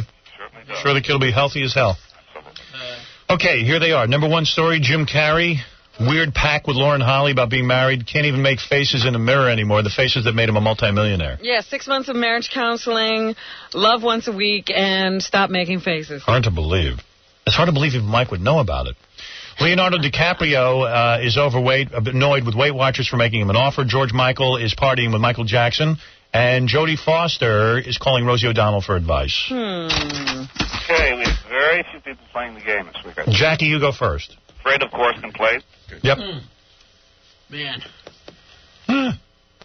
I think I'm going with Jim Carrey. I think if they're getting back together, she's not making calls like that. I agree. I'm with Jackie. Really? Well, plus, that'd be a tough one for him to find out, and I think all the other ones are kind of, oh boy, nothing's jumping out at me. But I'm going with Jim Carrey. That's my. Well, Leonardo DiCaprio, is he really that fat? Yeah, I don't know that he's fat. Well, you did see the photos 2 weeks ago of him with jowls. I mean, it was in the New York paper. George Michaels would be, I can picture him partying with Michael Jackson. I can't picture him partying with Michael Jackson. You can't? No. It's tough to picture. Maybe I'll go with that one. Putting somebody on a diet. All right, I'm going to go with George Michael and Michael Jackson. Jackie's with Jim Carrey. Jim Carrey. Robin, who are you down with? I think I'm with George Michael and Michael Jackson, too. Okay. Fred? Fred? It was either George Michael or Leonardo. I'm going to go with Leonardo. Okay. Mike, what is it? Okay. Well, it's very rare we get Fred to play with us, but Fred is absolutely 100% correct. That is something I concocted literally 5 minutes ago. The Leonardo DiCaprio. Well, it's not untrue that he has been partying and boozing and that the photo was there of him looking jolly. What I'm saying is the phony part is Fergie the Duchess of Pork calling him and asking to go on Weight Watchers. Mike, once again, you've stumped all of us humans, but Fred cannot be stumped. We can tell. Mike Walker of the great National Enquirer, of course, who does my favorite pages, which is the gossip pages. Sure. He's the editor of that, and also on syndicated television. No longer on Geraldo because Geraldo's canceled. That's but right. Gig. Yep. Hey, thanks, Mike. All right. Thanks, guys. All right, Mike Walker. See you next week. Take it. There he is, Mike Walker. Ooh, now I know. Now I know. Me too. Thanks, Mike Walker. You're listening to the man who thinks he knows everything, Howard Stern. Hello, I'm Lauren Holly, and you're listening to the one man in the world who is funnier, sexier, nuttier, and scarier than Jim Carrey. Here he is again, the next man in my sights, Howard Stern. This letter includes the following absolutely astounding content. We start every morning with a legendary Howard Stern show. Legendary? This surely must have been a typo when you meant lavatory. Or are you, as a program director, actually denying that this smutty little boy, Howard, plagiarizes all of his scripts from Gents' Rum Wall? Well, if you haven't listened to Howard You're lately, exactly right. You have to give him a try. No, you're wrong. It's an outrageously funny show that you'll be talking about all day. Would you care to wager, say $20,000, that I can listen to this scatological coprolaliac for 20 minutes and not talk about it at all? You have the power to control what's heard on the radio. Use it. You may rest assured that I shall. And this is Les Kinsolving. The Howard Stern Show. Okay. Hey, did you see Seinfeld must have been on last night, and I guess the whole premise of the show was that they were stuck at the Puerto Rican Day Parade I don't know. for a whole half hour. Is that it? Yeah. See, I'm not watching any of the last episodes. Yeah, me neither. And then I'm just reading this paper, and Kramer evidently stomped on a burning Puerto Rican flag. Oh, really? And all the Puerto Ricans are freaking out now. It's so funny. The Hispanics and the Hispanic people are saying... It's causing an uproar? Yeah, the same Hispanic groups that, go after me said, Seinfeld must be, crazy to do this, and we're going to teach him a lesson. It's a TV show. It's a TV show. You want to know what the premise is? Yeah. It's not like he hated the Puerto Ricans. Yeah. They're stuck in the parade, so everyone's giving out flags, so somehow he ends up with a flag. Right? He's going draped around with Kramer. Right. Because, he's always in the party, so he's marching in the parade. He goes back to the car, he puts the flag in the back seat, and he lights up his cigar, and he throws a match on it, and the flag accidentally lights up. So he throws it on the ground to stamp it out. Mm-hmm. And then the Puerto Ricans see him, and they go, look, he's stamping on the flag, and they start chasing him. Yeah, that's funny. It's not done. But you know what we ought to do? We ought to come out on the side of the Puerto Ricans. Sure. I'm telling you. Go a long way. I got to tell you something, ladies and gentlemen. I think it's disgusting. Did you see Seinfeld last night? Yeah, I saw it. And I agree with these Hispanic groups who are now saying, it's one thing to make jokes, but when people have to tune in national television and see their flag being stomped on, in any circumstance. Some things aren't funny. Some things are not funny. Yeah, why couldn't they have done? How's that? Why couldn't they have done the Columbus Day parade? Yeah, why don't they do it to the Jews? The Israeli flag. Italians. Right, the Italians. But it's always the Puerto Ricans and Hispanics who have to suffer this indignity. Yes. Right? How's that? You know what? Thank God Jerry's going off. He'd have to add Puerto Ricans to the show. Yeah. And why are there no Puerto Ricans on the show? Why is Jerry never dating a Puerto Rican? You know why? Anti-Puerto Rican bias. He never dated a black girl. Tell me about it. Think I don't have a problem with that? Speaking of black girls, guess who's here? Veronica Webb. No. Supermodel. Angie said she's wearing no bra, and every time she bends over, you can see her boobies. He's seen her boobies twice already. Yep, he saw her boobies. She's a supermodel. Yeah, so what? Wonder how her boobies look. Drag her in here. She wrote a book. It's got an interesting name. What is it called? Veronica Website. I think it's a terrible name for a book. Website. Yeah, but, what does that mean? It's cute. It's cute, but who, I don't think it's that good. I think people who are into her want a cute name. Oh, she is cute, though, man. She's a supermodel. It's like Does you, she have Ron. a cape? Yep. It's like Superwoman. Let me take a look. Oh, you dialed yourself up for me today, huh? Oh, yeah, you look hot. Look at the bod on She her. looks like she's 12. So every girl should look. With the belly shirt, and the tight stomach, and the beautiful face, no bra. I love being here, Howard. You're always so nice to me. I heard you threw up after your last appearance here. I did not throw up, Howard. I would never waste a good meal. I did not throw up. You told Chauncey Hayden from Steppin' Out magazine that after you were on, you said you were drained. You left the show. You had to sleep for 5 hours afterwards. You were totally drained from me. You drained me, Howard. I did, right? No, but that's why you're the best. I mean, you took me through every emotion. You're so pretty. Thank you. You're taking me through an emotion. Hey, do you know there's a pipe bomb in here? I just want to warn you. Oh, there is? Yeah. Do you know how to disarm a pipe bomb? Do you know how to disarm a pipe bomb? By any chance? No, actually, no. Because there's one in my pants. Robin, you'll have to give me some lessons. I don't know how to disarm. Have you ever disarmed have you ever seen a pipe bomb hidden in someone's pants? No, I have not. Yeah, would you like to see it? First for me. Yeah. Well, are you wearing a bra? No, Howard. We talked about this last time. Let me see. Let me look down your shirt. You cannot look down. Come on, what's the big deal? You're a supermodel. Oh, what does that mean? I can see your cans. My cans? Yeah. I've never heard them called cans. Oh, yeah, they're cans. Let me see. How big are you? What are you, a B cup? You don't remember? I don't. Are you flat-chested? No. What do you have, an A? Mm-mm. Are you a B? Full B. Really? Yeah. Let me see him. We just lean over. I'm not leaning over. Oh, big deal. That's your job. That's my baby. No, sir, I don't mean maybe. Yeah, sir, that's my baby. No. You know what I like about you? What You happened? date white guys. Well, you know, I'm an equal opportunity employer. Yeah, now, your parents were white and black, right? No. I can't believe that. I keep They're trying both to tell black. you this. I can't believe it. There was a lot of race mixing back there in slave days. I know. We can produce any kind of colored children. Because Veronica is like a light-skinned woman. Do you think she's light-skinned? Yes. Yeah. I count as light-skinned. Light-skinned. Robin's brown-skinned. Yeah. And, like, you've got kind of white features. I don't think so. I wouldn't say that I have white features. I think you do. Is that a nose job or is that your real nose? No, that's my real nose. Everything's real, actually. So you've got a nose like a white person.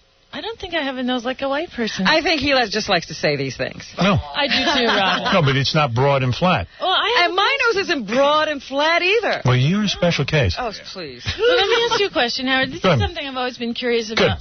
Do Jewish people do the same thing? Do you say you have light-skinned Jews, and do you talk... I wouldn't know. I'm only You half know what Jewish. they do say? They say, well, she doesn't look Jewish. Right. Yeah, and that's true. They'll say. Do you know what Jews are supposed to look like? They look like moneylenders. So if you see one that doesn't look like that, you go, hey, that doesn't look Jewish. She's Jewish? She doesn't look Jewish. Everybody wants to pretend like we don't have these discussions. You have white features. Well, you know, Howard, I mean... Admit it. No. What do you mean, no? I can argue with you until you're blue in the You're going to get face. into a fight. Yeah, come on, I'm going to beat you up. All right, maybe it'll turn into something better, Howard. Have you ever been hit by a man? No. You have not. No. What? No. You read her book. Did she say anything about that? No, I'm trying to see if... fishing again. come here, I'm going to smack you around. You're beautiful. Do you know the definition of a supermodel is someone who makes over $8 million a year from modeling? Is it true that you make over $8 million a year? No, I don't make over $8 million a year. You don't? For sure, no. So, Fred, is she not a supermodel? No, she was. She was. Still is. Is she still a supermodel? Yeah, absolutely. Make up your mind, Fred. No, The other day Fred you made up his mind. you said they had to make $8 million a year. I said that? She's an No, exception. Fred said it. Oh, Fred said? Fred, we had Carol There's also Alt. other criteria. We had Carol Alt here the other day, and Fred said she was not a supermodel. That must have hurt Carol's feelings. Do you agree with that? No, I don't agree with that because I think that, you know, if it wasn't for the generation of Carol Alt and Cheryl Teagues who really started to move modeling more into the media spotlight, it never would have happened. The supermodel phenomenon never would have happened. How much do you weigh? I don't know. I don't weigh myself. You've got some body on you. When you stand up, your ass is so perfect.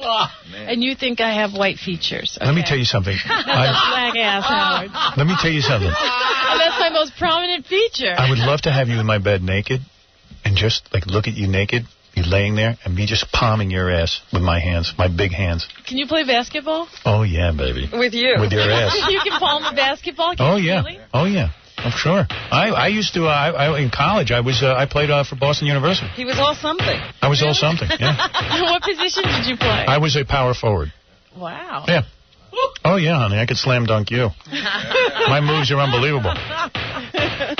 I'm a master dribbler. Spanking sound in the back. No, that's a basketball. No, the butt is my thing. That's my thing.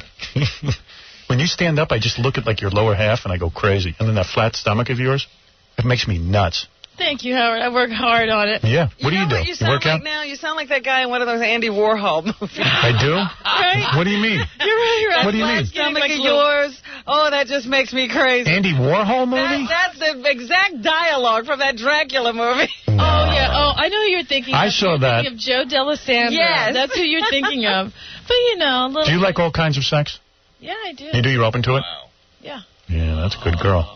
Do you like all kinds of sex, too? Oh, yeah. You like the butt? You like to have that messed around with? Yeah, baby. Oh.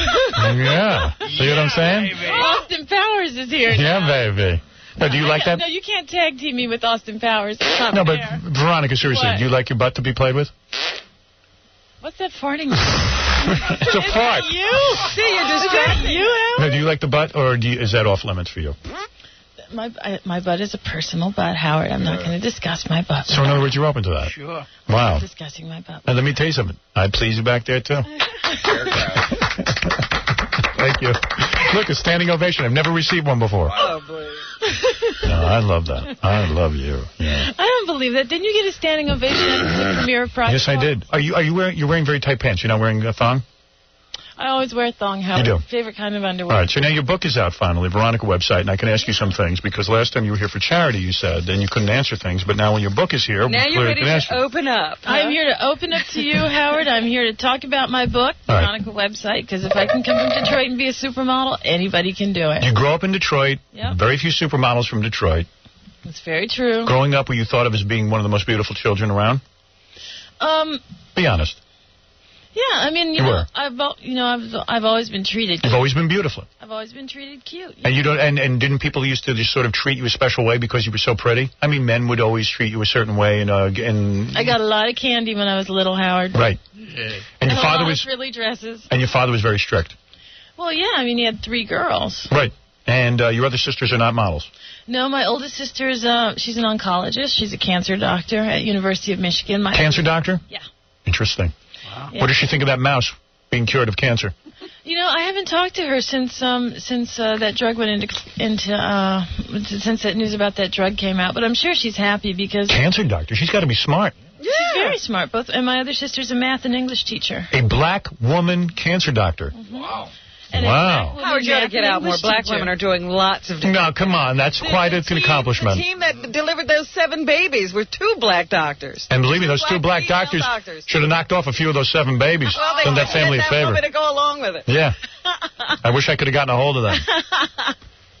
That's pretty impressive, right? Yeah. Well, I mean, that's part of the reason why my parents were so strict. They wanted us to study really hard. Maybe I'm not strict enough. You have kids? Oh, yes. 3 daughters.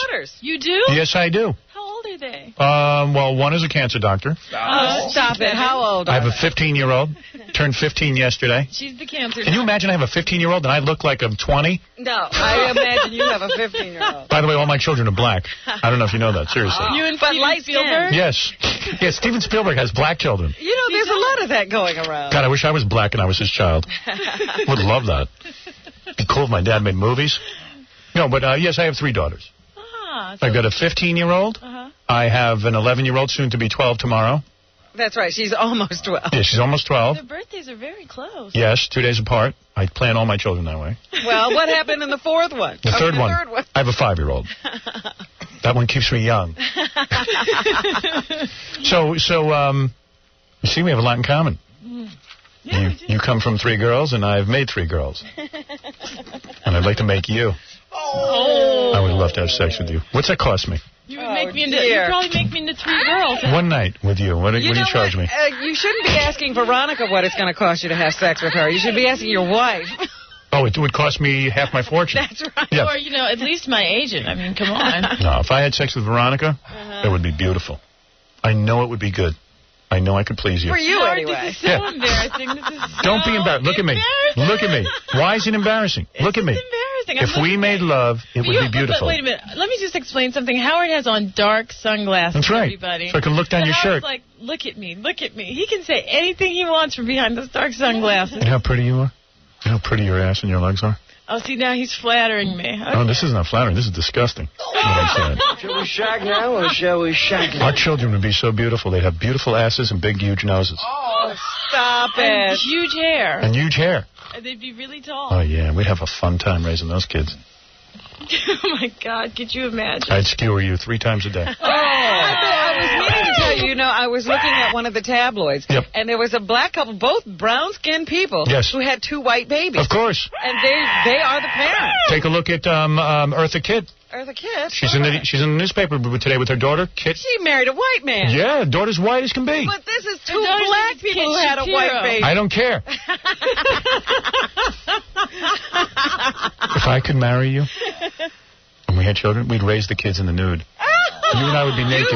You would be nude. I would be nude. I'd raise the children nude with you. You would never be allowed to wear clothes. You're the nude parents. Do you know that? Wait a minute. We would be nude. But wait, no, hold on. Yeah, you know you'd love it, too. This is a really important question, though. Yeah, and you'd love to be naked in the house raising the kids with me. But wait, Howard, I'm there with you. I'm barefoot. I'm naked. I'm pregnant, right? Yeah. No, you're not pregnant.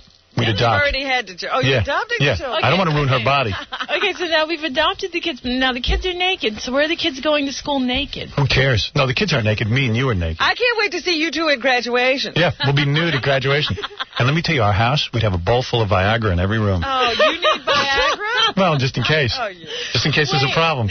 And what's the pill called for the girls? Viagra. They're taking it too. Well, the women aren't really supposed You know to. who is a big Viagra taker? Who? Bob Dole. Did you read that today in the paper? No. Yeah, he was the original group of experimental cases. Really? Bob Dole loves Viagra. In the he proves that it works. Yeah. He was one of the people who says it's a wonderful drug. All right, let's get back to you. So you're being raised in Detroit. All right, so I'm growing up in... Hey, let's skip ahead for 1 second. So when you banged Bobby De Niro, it says in your book... It says in your book... I knew he was going to let me have it. Howard was going to let me have it. He's been really nice. He's wanted to No. Come on. Children, Come on, this is in your book. He's tearing me down. Veronica website. It's in your book. When you banged Bobby De Niro. Yes, dear. How many years ago was that? That was, Go ahead. probably 90. 90? You know exactly. That guy banged you so good that your heart is broken. Is your heart still broken? No, my heart is not still broken, Howard. It says in your book your heart was broken. That's what it says. It happens to everybody at least once. Have you ever had your heart broken? I don't have a heart. Yes, okay? you do. I don't. Yes, you do. I think that you're very, very sensitive, Howard. Oh, when I'm around you, I am. You could bring that out of me. You've never had your heart broken. You're still getting back at those girls. See, you don't need a Bobby. That's why you're successful, Howard. From all the women who broke your heart. You don't need a Bobby De Niro. See, you're caught up in this world of celebrity. What I need a Howard Stern. Yeah, because I'll worship wait him. a minute. I want to know how it happened. What happens? You meet Bobby De Niro. Yeah, where did you meet Bobby De Niro? Bring our audience into the life of famous people. Where do you meet a Bobby D? Well. Oh, Howard. Just clearing the palate. Come on, man. Oh, come on, baby. That's human. We're going to be doing a lot of that. Don't tell me Bobby De Niro never belched. No. He doesn't look, he doesn't look all that. Bobby De Niro. Why does he get Veronica Webb? I want to know, where did they meet? How where did you meet? We met at a restaurant through some friends. You did? So it was a fix-up. No, it was an accident. And what'd you wear? I bet you wore, you knew you were meeting Bobby De Niro. Not on this exact outfit. No, you didn't. You probably wore, a pretty little dress, show off those legs. Yeah, she's out on the evening. You know how to dress for a man. So, anyway. And you know he digs black babes. That's his thing. Loves the black women. That's your thing, too, Howard, I think. That's my thing with you, I'll tell you that. So anyway, the truth, Robert De Niro is sitting there at the table, come on, and bring you're us into introduced. it. And did you think he was attractive right away? Yeah. You did? Yeah. More attractive than me? What did he say? Because usually he doesn't even speak. He went, a little bit. I mean, the guy, you know what? The guy isn't a great guy, but you fall in love with him just because he's Bobby De Niro. Does he? True. He has zero personality. He has an amazing personality. Oh, please. Did you use your hand on him under the table? Admit it. No, I did not, Howard. Are you loose? No. How long did it take for him to get into your pants? I will never answer a question. Yes, you will. No, I won't. I'll come over there. Well, you better. And if I come over there, I grew up in a black neighborhood. I can kick your ass. So did I, Howard, and I can kick yours. So come on over. Really? All right, let's mix it up, baby. It'd be like the Jerry Springer show. That would be really good. Yeah, you should go on Jerry Springer, Howard. Yeah, and fight. I think that would be fantastic. Come here and kiss me. You know what, Robin? I got an idea. Come here and kiss me. Wait, I'm speaking with My Robin. lips are burning. I'm speaking with Robin. My lips are on fire. I need you to put them out. Right now. Forget Robin. Oh, my God. It's like Hot Lips Houlihan. Really? Come here, I'm burning. I have a burning inside. You know what? Anybody who tells me they're burning, I don't want to she doesn't answer any questions. No, anybody who tells me. Okay, so Bobby De Niro. Anybody who tells me they're burning, I'm not touching. All right, I'm not burning. Okay, I'm not burning. All right, wait a second. Bobby. You said you were. All right, I'm cool now. You're infested with disease, Howard. Just because I'm burning? All right, listen to me. Why are you burning? I don't know. Do you have a salve for that? All right, listen to me. I don't have a salve for that. Listen. No, I told you the story. We met at a restaurant. Don't skip over a detail. Yeah, go ahead. Don't skip over a And you knew right away you wanted him to be yours. I was really like, wow. Right. Right. You were starstruck. So he impressed you. Of course he did. What impressed you? What impressed you about him? That he was famous? That he had a lot of money? No, not that. What did he say? No, what did he do? Not that so much. No, he was just really talented, and he gave me a lot of good attention, and He's handsome? Yeah, he's very handsome. He's got a big head. Does he have a big head? I can't believe any one of the three of us can say that somebody has a big head. Between the three of us, he we has cannot. a big head. Honey, me and you cannot say anybody has a big All right, head. listen to Both me. of us have big heads, and Howard has the biggest head in the room. So you see him, you talk to him for the whole night at the restaurant, Yeah, you know, and then... and then he called you and asked you out? yeah, and Did you go home with him that night? No, I did not. Did you kiss him the first night you met him? No, I did not. Did he ask for your phone number? Yes, you did. Are you used to getting your way with men? What do you think? I think you are. I think you knew right from the start that if you wanted Robert De Niro, you'd How have long him. did it take him to call?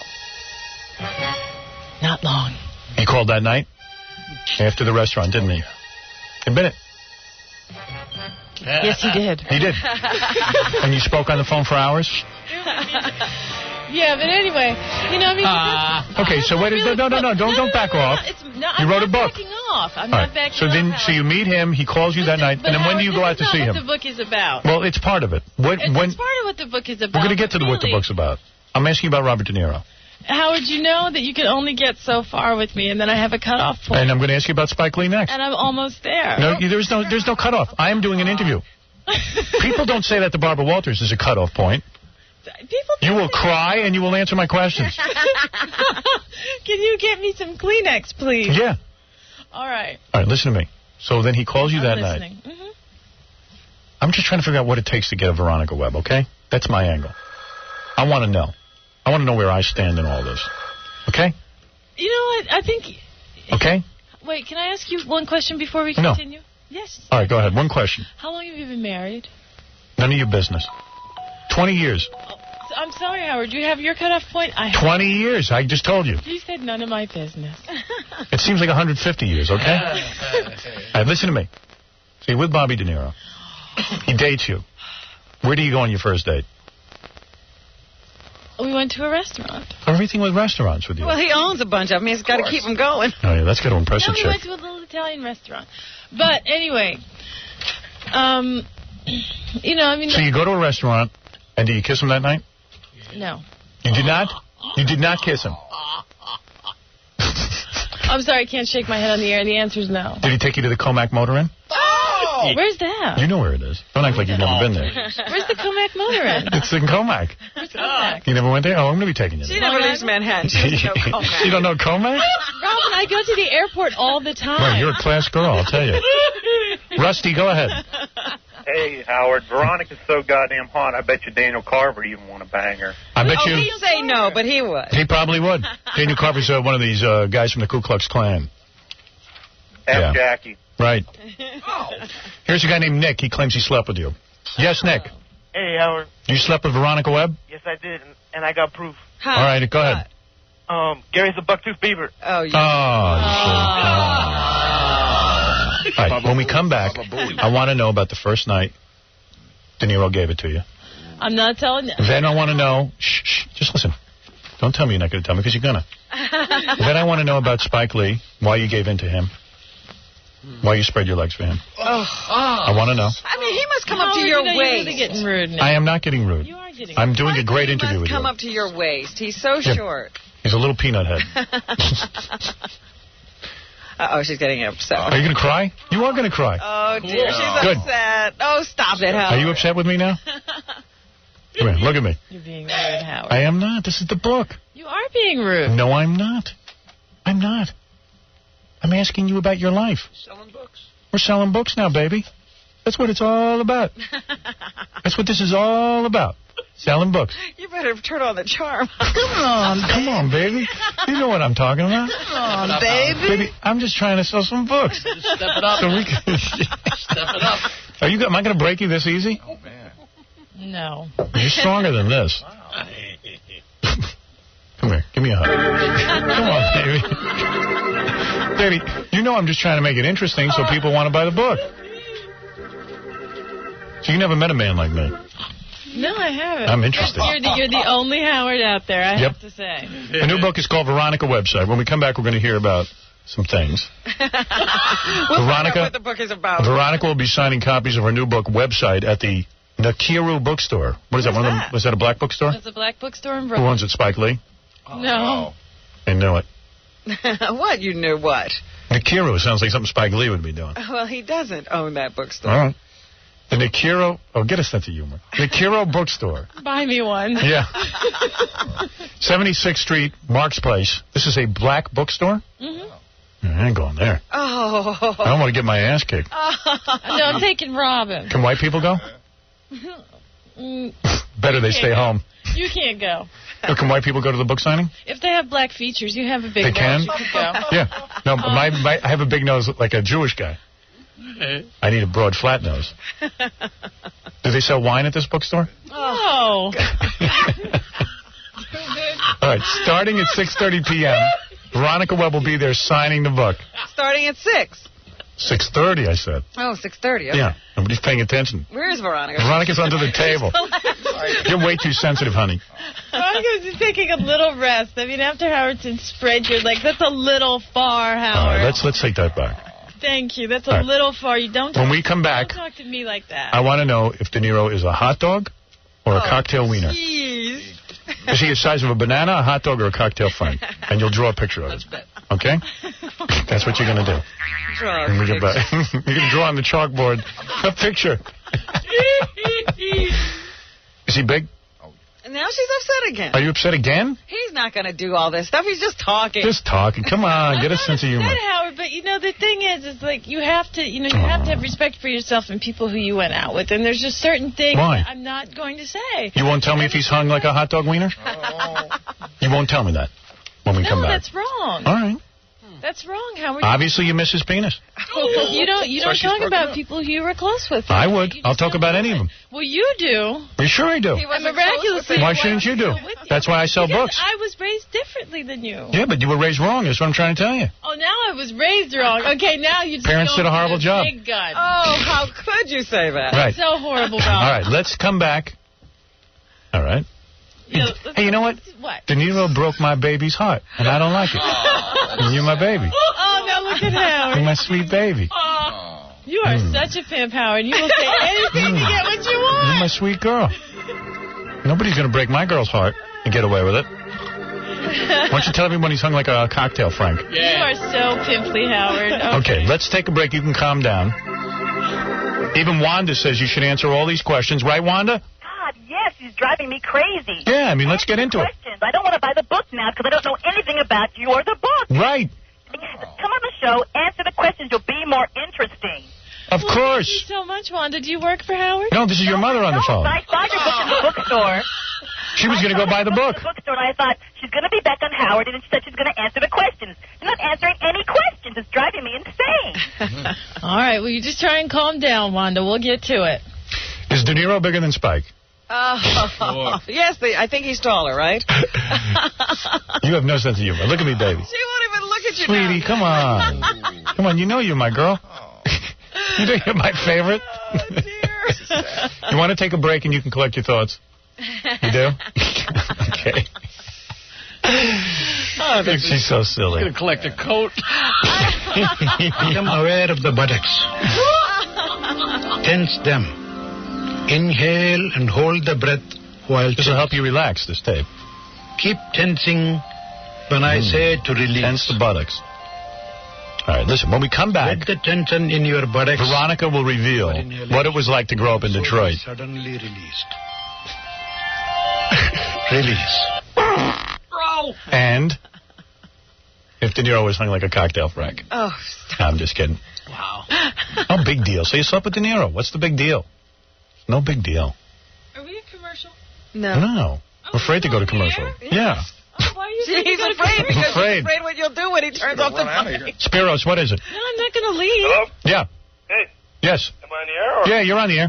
Hey, why is she on the air in the first place? Because she's a supermodel. She wrote a book. There's 100 supermodels. She's just a dime a dozen these days. No. Get the multi-million-dollar one on there. Who's that?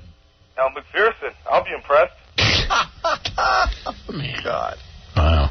It's a tough world out there. It sure is. I'm going to comfort you during the commercial. I bet you are. Oh, yeah, baby. You just need a good hug. Yeah. Come on, baby. You know. Anyway, when we come back, what are we going to learn? Everything. What do you want to talk about? What do you want to talk about? I'll talk about what you want to talk about. What do I want to talk about? Yeah, what do you want to talk about? Well, I'd sort of like to talk about some of the stories that are in the book, Howard. Okay, You don't have to deal fair enough. When we come back... with how big people are. By the way, I know De Niro is not circumcised. That is something I know. You've been with him? Yep. How is it? No, I happen to know that. I worked out with him once, and he's not What does circumcised. he work out in the nude? No, we showered. Oh, you don't shower. Am I lying? Howard's breasts. Am I lying? Men talk. Am I lying or not? I'm telling the truth, right? I'm not answering that question. But there's no tricking her. Nice try. I gotta admit, you're one of the smartest supermodels. Howard. What do you do all day? What do I do all day? Yeah, what do you do all day? What do I do all day, Howard? Yeah. I write all day. That's what You write. What are you writing? What are you writing, baby? Okay, let's take a break. We're going to find out some more crap when we come back. I'm going to try and drill you. Okay. What are you writing all day? Dear Bobby letters? Dear John letters. Really? Yeah. You going out with anyone right now? You got a boyfriend? Now, why would I tell you that? Tell me, you got a boyfriend or not? You can't even answer that? What's with you? Do you have a boyfriend? And if I tell you yes, you're going to ask me... No, who's your boyfriend? If I tell you yes, you're going to ask me some ridiculous question. If I tell you no, you're going to ask me another ridiculous question. Paul, you're on the air. What is it?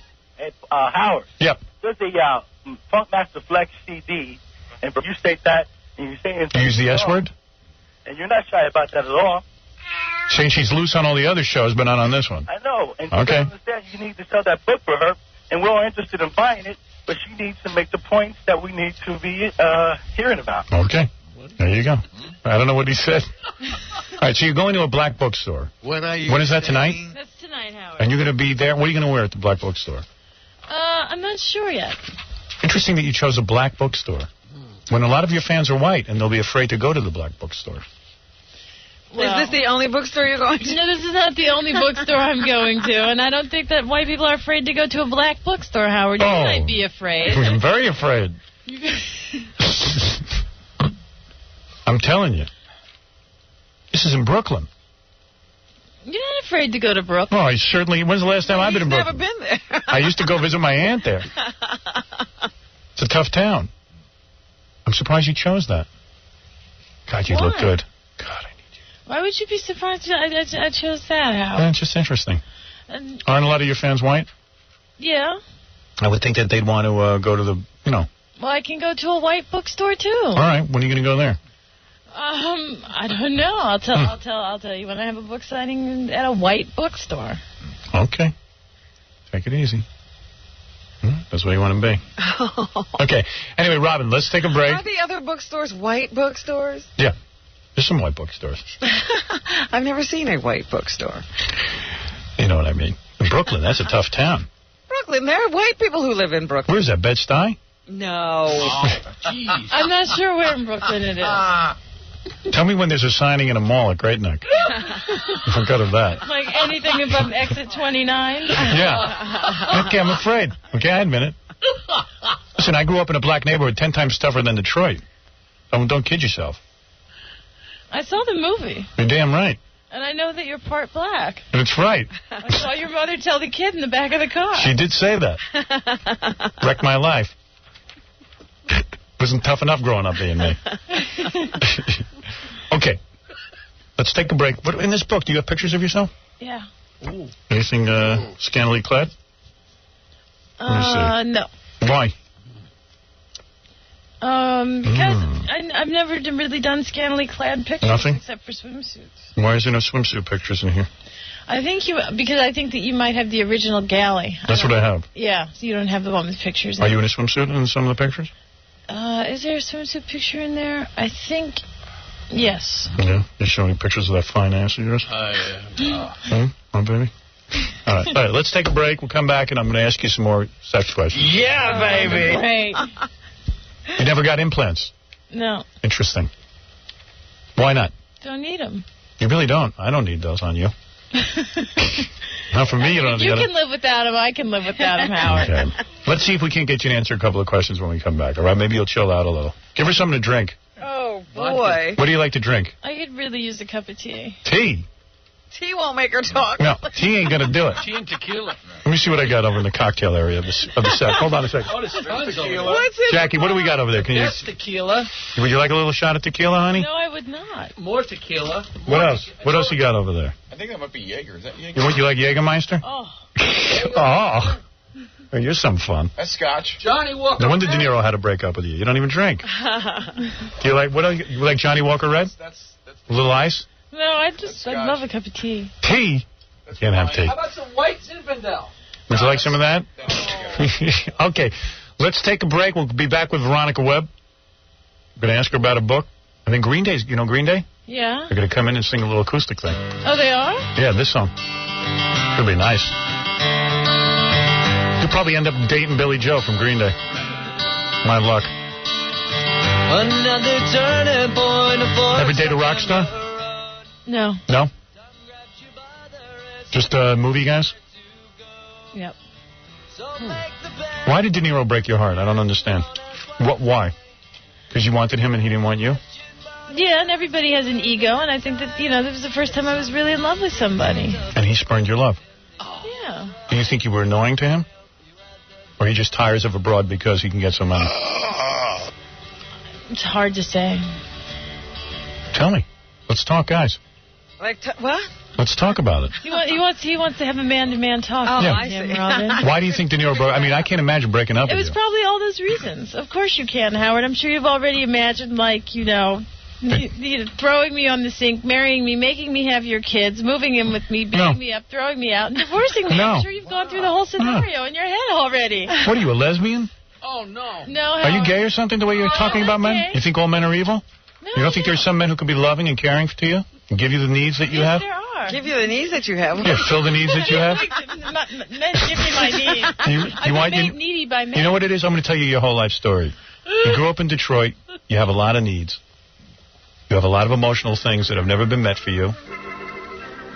And you need a man. You don't trust men because men have always dumped on you. And you have never experienced unconditional love from a man.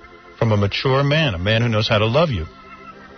A man who accepts your faults as well as all the good things about you. And that man is me. Oh, and you're married. What? Oh, Yeah, well, children. So what? Ted Bundy. I'm making sense. I'm friggin' smitten. You're buying it. Yeah, I'm buying it.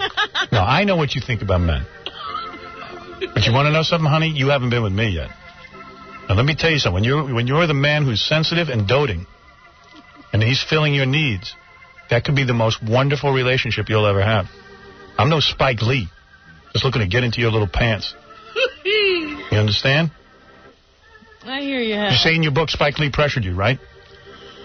Well, the thing is when I think a lot of people have gone through this, you're in a work situation and, there's someone who's superior to you and they want to, and they have power over you. This sounds like sexual harassment. Jesus. It does in a way, Veronica, seriously. Wait, have I finished? No, go ahead. Okay. So, no matter how you feel about that person, it's always scary because you don't know what their intentions are, and they have power over you. And Spike happened to actually have very good intentions, but I was just talking, in the book I talk about how frightening it is when there's somebody who you feel has power over you. So you gave in a sense, to his advances because you felt, hey, if I don't, maybe he'll be mean to me. Well, a lot of it also, too, is that, I wanted someone to protect me. Right. You were in a threatening situation, first time you acted, yeah, but right? he was the threat. Yeah. In a sense, it's almost like someone who's been brainwashed. No. And gives it to his captor. No, come on. Now, don't say that I have Stockholm Syndrome here. In a sense, you do. No, I don't have If I knew what it was, I'd say you had it. Spike was your little tormentor. Because you were not physically attracted to Spike. You were not really into him. That's not true. You were? You were attracted to him? Yeah. Right from the start? No, not right from the start. Because when I met him, I wanted a job from him. Right. So I wasn't really trying to go there. So after you had sex with him... like when you first met Howard, I'm sure you weren't attracted to him. You never has been. Listen to me. Wait, after you had sex with him, you were upset with yourself for having sex with him. No, that's not true. How long did you go out with him for? We went out for about 1.5 years. Really? Yeah. And he broke it off with you, too? No, I left that time. Oh, you did? That was me that time. Right. Why did you go? Why'd I go? Because I wasn't happy. Yeah. What weren't you happy about? The kielbasi. Oh. She's unhappy because you never grew taller and you can't make a good film. He's not growing anymore. Yeah. What were you unhappy with? No, it wasn't that. I just think that, we had, the timing was really bad, and there were certain things that happened because I had a really big head, and I had expectations of what was going to happen in this movie. It was the first time I'd ever been in a movie, and I thought, once I did 2 frames of film, that I was going to end up being a movie star. Right. So you figured you could dump them. No, not that at all. And then, You weren't in love. I fell out of love. Yeah. After the movie was over. Yeah, because those movies make a very romantic. Romance. It's a set romance. I see. It was more than that. You probably didn't do oral either. Oh, stop it. You want to take my guess at this whole thing? Good guess. You right? Thank you. Absolutely not. Do you do oral? Do I? Oh, baby. Do I do it? When you have me do it, you're going to go out of your mind. Trust me, I do it. True. You know what? Trust me, I know. I think the best thing about being married, Howard, is that, you have, you can brag as much as you want because you don't cheat on your wife, so there's no way to verify. You don't know that. If you do all the things you don't know what I do. Or not. You don't know what I do. You told me you didn't cheat on your wife last time I was here. What am I going to do? Am I going to tell you? Am I going to tell you I cheat on my wife, and then she'll find out, and then she'll divorce me, take my money? So of course I'm going to say I don't cheat on my wife. I'll tell you what. I'll do some oral to you during the commercial. Okay? All right. Please. Oh. Tell me if it's good. I can do it real quick. The bowels of crime are getting too bloated. And only one hero can knock all that crap right out of here. I'm Fartman. Hello, is this the Iranian embassy? Yes. Hello, this is Fartman. We're on the radio. Yes. I'm always sad to see people die in a plane, but I don't think it's right that you kill our hostages. And I'm going to say this. And that is all I have to say about this issue. If that makes you feel better.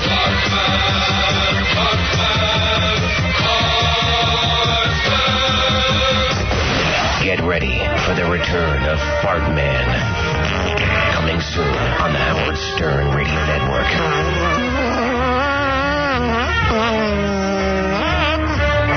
The Howard Stern Show. Good morning. Good morning. This is the Howard Stern Show. Hi, I'm Fran Drescher, of the Nanny, and I'll be in next week. Say, did you know that Howard tried to slip me the tongue at the Blockbuster Awards? I did not. All right, I did. Big deal. She looked good. Oh. Okay, now I'm up. All right, let's. We're talking to Veronica Webb. Billy Joel and the boys from Green Day are out there in the green room getting ready. Yeah, I saw him. Angelica tonight on the E! Show. Tonight it's a party on the E! Show with former Baywatch beauty Angelica. Yeah, I'm in here schmoozing Veronica Webb big time. Admit it, you are totally infatuated with me. I am, Howard. That's why I keep coming back. Although I did get really upset with you during the break. You did? Yeah, she walked out. I got her back in here. What happened in there? She gave it to me. What? She yelled at me. Let him have it. Yeah. I yelled at him. We had our first fight. I missed it. Yeah. Let's make up. It was our first fight. Let's make up. Okay. I can't believe I missed the fight. Yeah, I'm in here laying on a whole line on her. Telling her how sad my life is. Oh, God. No, I've never been to a club. Howard told me he has never been to a club Never or have. a disco. No. What are you talking about? That's not true, Robin. I really haven't. Let me tell He you. was a good liar, though. He had me going for a couple minutes. Robin, have I been to a club? Well, you don't go to clubs like everybody goes to clubs. Yeah, I've never been to But a club. you've been to clubs. I mean, I walked into a club once and had to walk right out. There was nothing to do. Really? So you really don't want to go to clubs? Well, if I was with Veronica, I'd go. Because that'd be fun to show her off. I'd put you know what I'd do? I'd go to a club with you. Okay. And I guess I don't know what we'd do there, but I would ask you to wear a very short dress with no panties. And braless, of course. And then I'd sit in the corner with you, and I'd have my hand up your dress the whole night. Right in front of everybody. And I wouldn't care who saw. I'm sure you wouldn't care who saw Howard. I'd be making out with you and have my hand up your dress. And you'd love it. You'd be so turned on. And then when we got in the car, we'd make love. But how would you drive? Someone would be driving us. Don't worry, baby. You know that. Right, Robin? So you never want to go to the club and dance or anything like that? Oh, I'll dance. You know how to dance? Yeah. Oh, yeah, I could do that. Oh, yeah. I'd like to see that. All right, listen, Veronica Webb has written a book. She's going to be signing her book website at the Nakiru bookstore, which is an African-American bookstore. In Brooklyn. In Brooklyn, at 76 St. Mark's Place near Flatbush Avenue in Brooklyn Heights. We don't expect Howard to be there tonight, though. He's scared to go to the black bookstore. Yeah, I couldn't go. In fact, even if we hitch up, I don't think I'd go visit your parents in Detroit. Oh. It's too dangerous for me. And it's not hitch up, it's hook up. Whatever. If we hook up, I don't know. Where do your parents still live in the ghetto? My mom lives. Well, you know, we live in a working class neighborhood. I wouldn't necessarily call it a ghetto. That's not a fair classification. You can't part with some of your cash and set her up? Oh. She's lived in the same house for 42 years, Howard. Yeah, well, maybe treat her to something nice. You know, she probably don't like living in the ghetto. My mommy doesn't live in the ghetto, Howard. We live in a working class neighborhood. They bought that house 42 years ago. She will never move out of it, and she loves it. Well, your mom needs a better place to live? Move her to one of those fancy neighborhoods like you live in? She doesn't want to move. No? No, all her friends are there, and all the people who I grew up with. Did your mom clean houses growing up? No, my mother's a nurse. Oh, she is? Mm-hmm. Just like Robin. Robin's a nurse. Pig. Not every black woman is a maid. I know. I'm just asking. I read, no, you don't know. I read, what's his name's book? No, you have to be told. I read what's his name's book? What's his name? Dennis Rodman. His mother had to clean houses. Well, that means everybody did. Yeah. All famous people had mothers who cleaned houses. My mother had to clean houses growing up. Yeah, she cleaned your house. Yeah. She had to clean my room. I made her. I would have beat her with a hanger otherwise. You know, my mother used to beat me with a hanger if I didn't clean my room. Wow. Is that true? Yeah, that is true. Yep. Okay. Anyway, it's funny to me.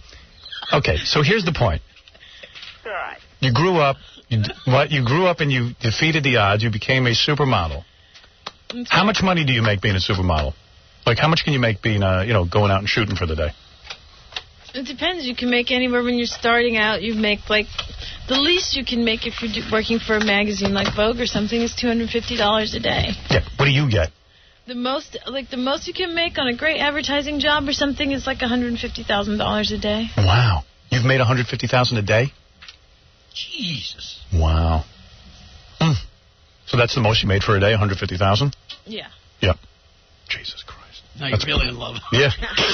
More and more all the time. And what do you do with your money? Do you invest it? You save it. You do? Yeah, because you can only make this money while you're young. Yeah. You know, it's like being an athlete. Right. Or even a DJ. But you know how, you could be like Wolfman Jack and be on the air forever. But mostly... Not going to happen. Yeah, but mostly, careers like ours, anything that has to do with being an entertainer, you make the money while you're young, and then it's over. So what do you do with the money? You got in the stock market? A little bit. A little bit? Got some bonds? Yeah. Yeah. I have some bonds. I have some blue chip stocks. I have, nice. Just very conservative things that'll last me. If you marry a guy, will you make him sign a prenuptial agreement? Well, it depends on who has more money. Right. Would you sign one? Yeah. Because I'll need you to sign, baby. The way I feel about that is if it's not my money, I didn't work hard for it, so it has nothing to do with me. Right. Good. You're perfect. You look great. You got your own money, and you don't care about anybody else's. You're a perfect girl. You're supposed to help take care of your kids, but... Right. Yeah, please. Needs to do that. Anyway, yeah, right. All right, so Veronica Webb has written a book. It's called Website. You can buy it in your bookstores now. Yes, you can. And it's the story of your life.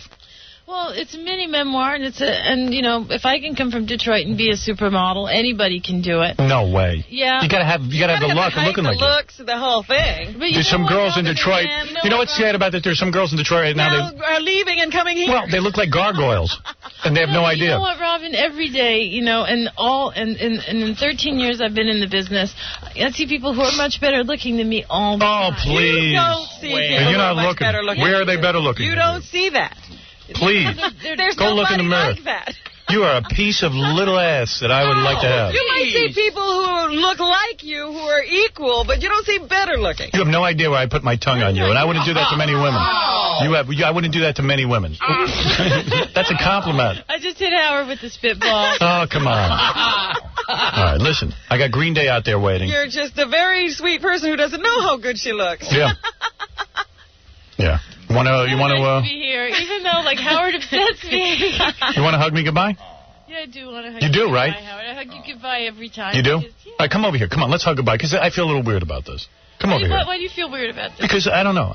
Come over here. Because you flustered me and you upset me. Come and here. You went too far. And, you know that, you had right? a fight. I can't believe. Come here. I'm going to feel you up. Come over here. You are not going to. If I might you have pick me to. up, Howard, you're going to be in real trouble. Please. Why? Bobby De Niro did it. He didn't get in trouble. Oh. You are so horrible. He's really. I am not. Oh. You love it. You love to be treated this way. Come over here now. Is this our theme song? Yeah, come over here. Just come on over. Come on. I feel weird. You Come have here. to meet me halfway. No, I can't because I'm tied up with the headphones. Take those I off. have on headphones. You need to take those off. Come over and hug me goodbye, quickly. Because Green Day is waiting. Take those off. You can't come with the headphones. Look at her body. You got to follow her when she leaves. You're not going to reach. Come here. Look at her shoes and the way she dresses. Oh, look at those. They're cute. Those are real cute. Take off your headphones so you can come over here. All right, come here. How tall are you? She's like 6 feet tall. Perfect height for me. 6 feet tall with my shoes on. Wow. Oh. All right. I love it. No. Don't put down your cheek. Put down your cup. Oh, it has to be with both arms? What are you wearing? Patchouli oil? No. What do you got on? Musk. Musk? Let me smell you. Come here. That's nice. Howard sniffed me like a dog. Look how taboo this is. White man, black supermodel. No, white man sniffing black supermodel. Right, come here. Let me see what it's like to hug you. If we were boyfriend and girlfriend. Let me see. Wow. That's how you hug? Yeah. That's so uncensored. Give me a kiss goodbye. Bye, Howard. See you next time. Howard's still reaching the tongue. She's gone. Can I just put my hand on your butt? No. Oh, come on. Give me that. Get over here. You don't have that much money. You don't have that much money? Yeah, that's what she said. Oh, man. Veronica Webb. She's good looking. Oh, I'd love to hear what she said.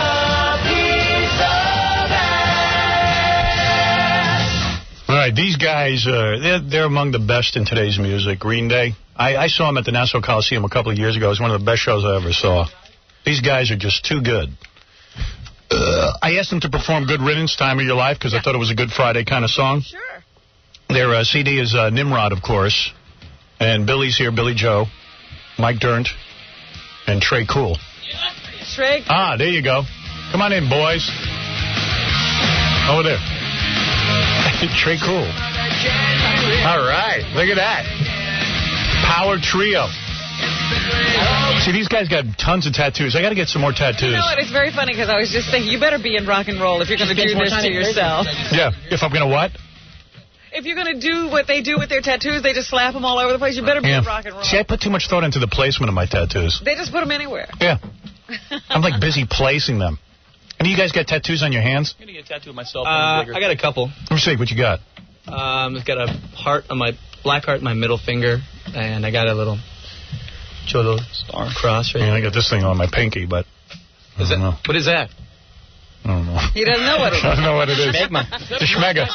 What? Is that a real tattoo? Yeah, of course. That's very cool. That is cool, right? Yeah. You guys. He'll have that next. I gotta get a couple more. Well, what was he thinking? He's got baby blocks on his arm. Yeah. The boys have all kinds of things on there. What do you got on there? He got that when he was 2. This one you'll like. That's nice. Got what is this that? one for my daughter recently. Oh, Really? that's nice, yeah. Oh, sweet. It's always weird when I think of you guys being married.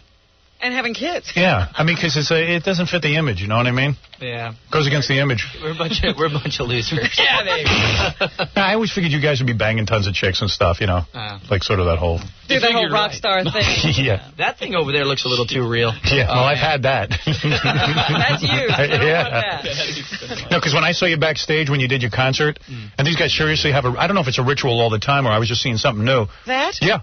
Oh, my. Yeah, we're bumping the rods. Yeah. Yeah, and then they smack themselves, like they hit each other and smack each other in the chest, and then they try to climb a fence. Try. Scream and make noise when they're doing But they're drunk too. I mean, I've never seen anything like it. I don't remember doing it, but you could. Yeah, I mean, do you do that every night when you're on tour? When my wife's not around. Yeah. You guys don't bring the wives on tour, do you? Yeah, she comes out sometimes. Oh, really? I bring all my wives. All of them. That's good. I like that. I love this song, Good Riddance, Time of Your Life. You know, I'm bad at listening to lyrics. A song just kind of sweeps over me. But this is really about telling some broad F you, right?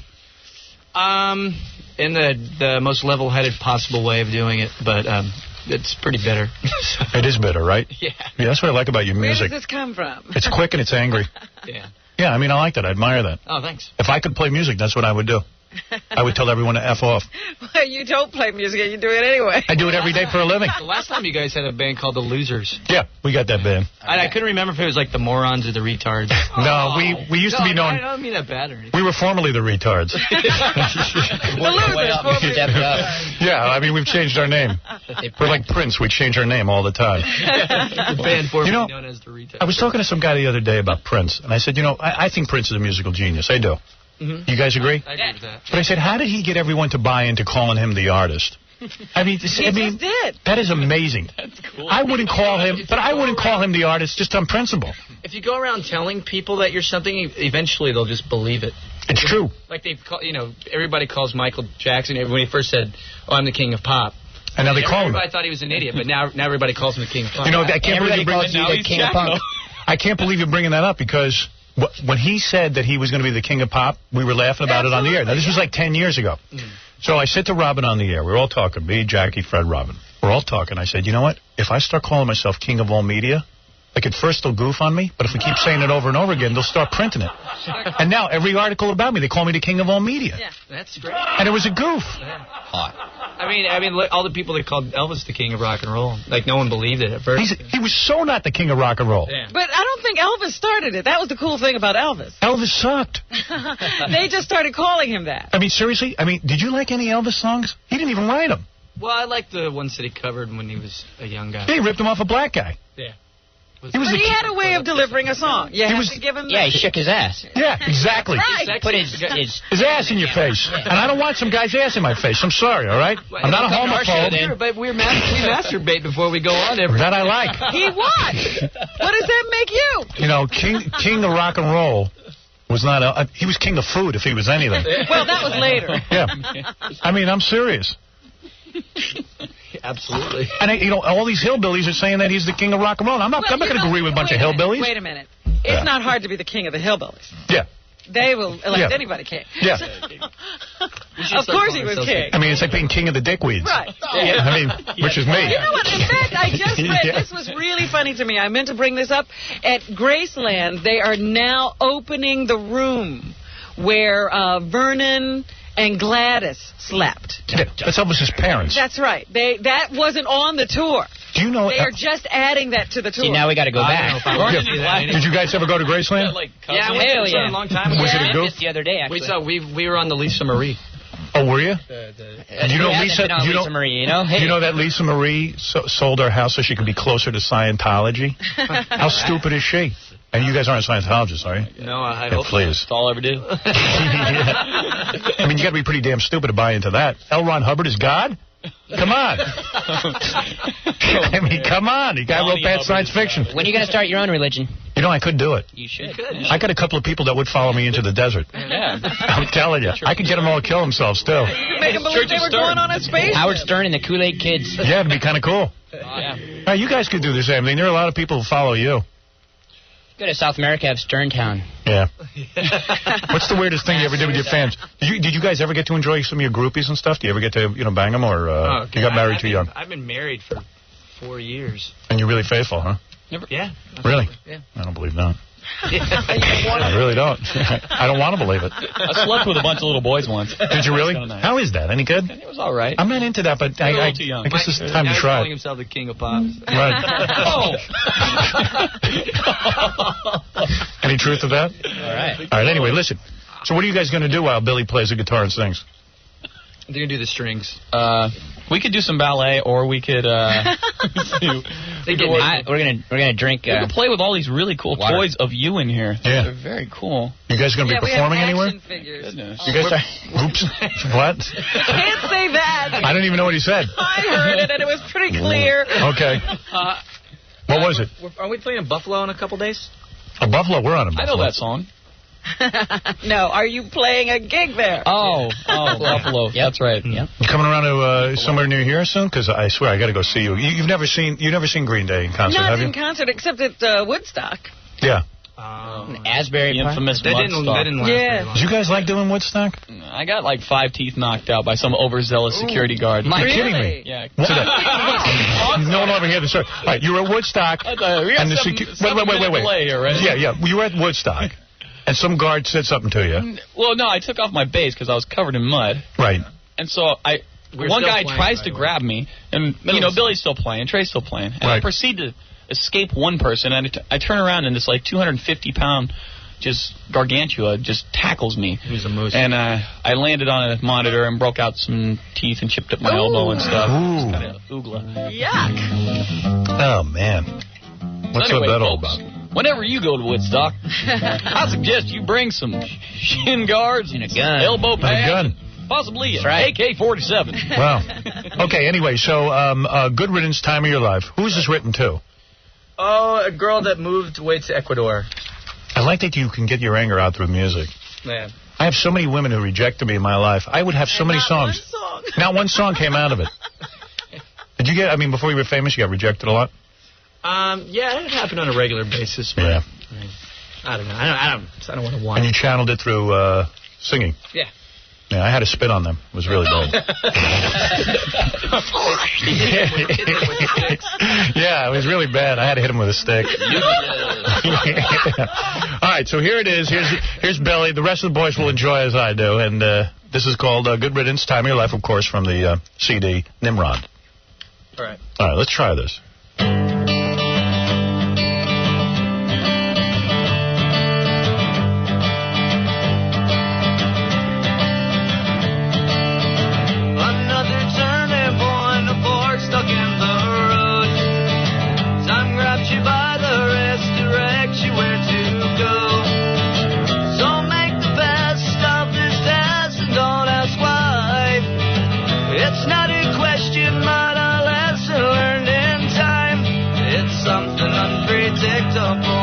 But in the end it's right. I hope you had the time of your life.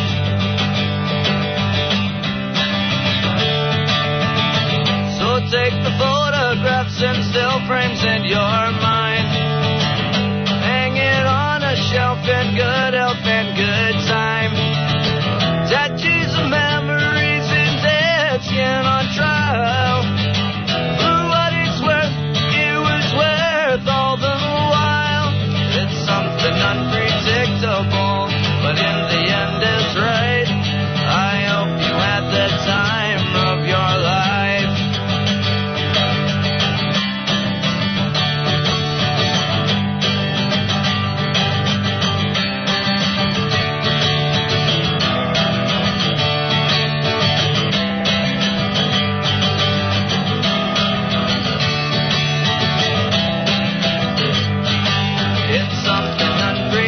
But in the end it's right. I hope you had the time of your life.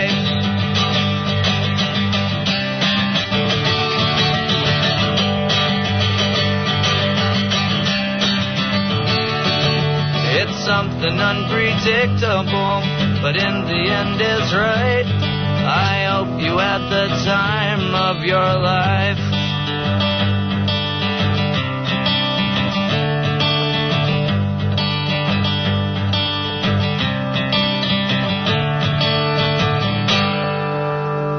So good. Veronica Webb, if you're listening, honey, that was for you. Dude, you're going to score now. Oh, yeah, I'm going to get that. Have you guys figured out the exact number of jelly beans in Rosie O'Donnell's head? Take a guess if you get it right. 2057. Say it again. 2057. That is incorrect. Okay. That is, that song makes me want to cry, man. Does it make you want to cry? Why does it make me want to cry? You're a sensitive guy. You're a sensitive guy. Am I misinterpreting something there? But do you get that feeling at all, Robin, when you hear that? No. Why do I get so emotional over that song? Because he wants me. You think I want you, man? Maybe I'm gay for you. I don't know. You're crying because you don't want to be. I swear to God, the whole time I'm sitting there, I was holding him back. Sissy. There's something wrong with me. You know what I mean? You're just getting to that. I never get emotional, only over women. Well, over women, yeah, but over music. You what? I only get emotional over music. Wait, now he's calling you a woman. Yeah, you're a woman. You're my woman. All right, hey, there's a couple of phone calls here for you. Steve, you're on the air. All right, listen. I have two things to say. First thing, Billy Joe, why do you keep pulling your penis out on stage? What's wrong with that? I haven't done that in a long time. Why, are you against that now? No, I'm not against it. I just haven't done it in a long time. It was a phase. It shrank a little bit, yeah. Did you ever think, did you ever go to a shrink or anything? Have I ever gone to, no. Yeah. Do you ever try to say, hey, why am I taking my penis out on stage? Like, what kind of statement am I trying to make? No, I think I was just sort of, I never wanted to do anything like that just around people when I was in school and stuff when I was a lot younger. But then, like, I guess the stage is kind of a release for it. So, I want to do that. Sometimes I think I want to be nude in public, but I'm so small. I know people would laugh. Yeah, people would laugh at me. Hey, that's the only thing holding you back. Because, Billy, you're not that big, right? Not at all. And it's funny that sometimes, like, you say, well, why would a guy show it if it's not that big? Yeah. But you know what? You're a lot bigger than me. I'll tell you that. I've got nothing. Mine looks bigger on me than yours does on you. Oh, yeah, maybe that's it. I'm so damn tall. That's the problem. Exposing yourself on stage is a weird thing. Yeah, it's kind of a... Why do you think that? I don't know. I mean, if you're an exhibition... But I was laying in bed last night. Because of that. I was looking at myself. I've been working out. I was looking pretty good. And I said, I would like to be nude somewhere. Should go to one of them nude beaches. You think? But you see, the girls would laugh at my penis. I know they would. No, they would laugh at you. Yeah, and if you did it on stage, they'd stick $20 bills in. Yeah, right. Maybe I ought to do that. I don't know. All right, let's go over to Todd for Green Day. Hey, Howard. Yeah. I was watching Green Day on Live from the 10 spot, and Mike, the bassist, started gushing blood out of his nose and all down his face during mid-song. They had to leave the stage. What's up with that? Is that part of the act? You like doing an Alice Cooper thing now? We actually were joking around the day before. Naked and he was bleeding. It's like a naked, bloody show. And he seems to always be bleeding. Yeah, breaking his teeth. Has rock and roll come to that now? Accident prone. What happened? There was a low ceiling beam, and I jumped up and threw my head down and slammed myself in the nose with my bass. Whoa. Yeah, and broke the cartilage in my nose and ended up just bleeding profusely. Looked great, though. Did you have to, go to a surgeon and get your nose fixed? No, they just took me to the side, beat me like a boxer, No kidding. Stuff up in there. I think it was cocaine. No problems afterwards? Why not? I know. Somebody in the crowd yelled, "Oh, too much cocaine." I thought it was hilarious. And no problems after that? No, that's not the problem. He kept bleeding, though. He was singing it like... I swear to God, he hit a note, and it came out of his mouth. Really? I just managed to keep playing somehow. So you broke your nose and broke the cartilage, and yet you continued with the program. Well, I finished the song. You're like a football player. No, you came out and played like the rest of the I took a song or two off, and then we came back out and finished. Beautiful. It looked great, though. Nice. All right, let's see if there's anybody else here. I don't know. Oh, let me say this, that Green Day will be playing the K-Rock concert. K-Rock's a station we're on in New York. Yeah. That's on May 30th at Jones Beach, so I'm going to go to that. That's going to be real good. Yeah, that's kind of nice. Good seeing you guys. Everyone go... What? I think we're playing with AC/DC. Oh, yeah? So, aren't we? I think we're playing Motley Crue. And like Motley Crue. Those guys are fun. AC/DC, forget about it. Crue? Yeah. Wait, is it true that David Lee Roth is playing at CBGB's tonight? Yeah. Is that right? I've always felt the only thing holding him back was that damn Van Halen. Yeah. Those guys can't play. And you'll be on tour. You mean you're going to go out with Motley Crue? Oh, this is... Yeah, totally. No, is this at the... No, I'm just going out with Tommy Lee. No, wait a second. When you say you're going to play with Tommy Lee, you're not kidding, right? I mean, is he going to be out of jail anytime soon? Do you guys know? I don't know. We've heard something about there's like a big festival. It's similar to the one, the K-Rock festival. Oh, it is? Do you think people in jail are afraid of him? I don't know. I don't know how that works. Yeah, I think Tommy does all right. Like, whoa, hey, it's cool. Don't you think guys beat the crap out of him in jail because he gets Pamela Anderson? Oh, yeah. No, but I think he beats right back. You do? See, I don't think that he just takes it. Yeah, join in. Come on, Howard. Karen, you're on the air. Hi, Howard. How are you? Yeah. I had a question for Green Day. Yeah. I was just curious if they saw the ER episode. I was going to ask about that. What is it? Because on ER a couple of weeks ago, one of the characters was actually singing your song, that song you just did. Because somebody died. Yeah. Oh, is that right? that. And Howard, then they use it again the next week. Is that right? Because a kid died and somebody sang it at his funeral. They're just trying to look cool. Bowie. I was actually in a real emergency room when that happened, probably. You were probably singing it. Likely. No, I didn't watch it. Shows like that depress me. Well, let's see if we go. It's a pretty realistic. Yeah, I wouldn't watch that either. What, I need to see that? Yeah, I don't think that's entertainment. Yeah, I've been in hospitals. That's going to be the last thing you're going to see before you die. Why do you want to watch it like, every night? Yeah. You know? Yeah, I can wait to see that. Singing my song. God, and it's even more depressing. In the ER. With dead people, kids dying and stuff. Yeah, beautiful. Thanks a lot. As long as you get paid. Hey, James, you're on the air. Yeah. Is this Howard? Yeah. Hi, how you doing? All right. Been trying to get in touch with you. I sent you a package. They messed up and let me down here on the... Hey, it's that guy. The one that sent the package. Did you send the package? Yeah, I did. I was hoping to talk to you. You put my name on it. I can't even hear this guy. Hold on, dude. I can't even... Fading away. Yeah, I know. Hey, listen, Green Day. Everyone go get the CD Nimrod. Check it out. And they'll be at the K-Rock picnic. Yeah, that'll be good. Yeah. May 30th. Good seeing you guys always. I'm just a huge fan. I just think your music's great. And what are you, running out? Okay, all right, I'll see you. Okay, I can share it. And thanks for coming in. Hey, all right. Thanks for having us. Yeah.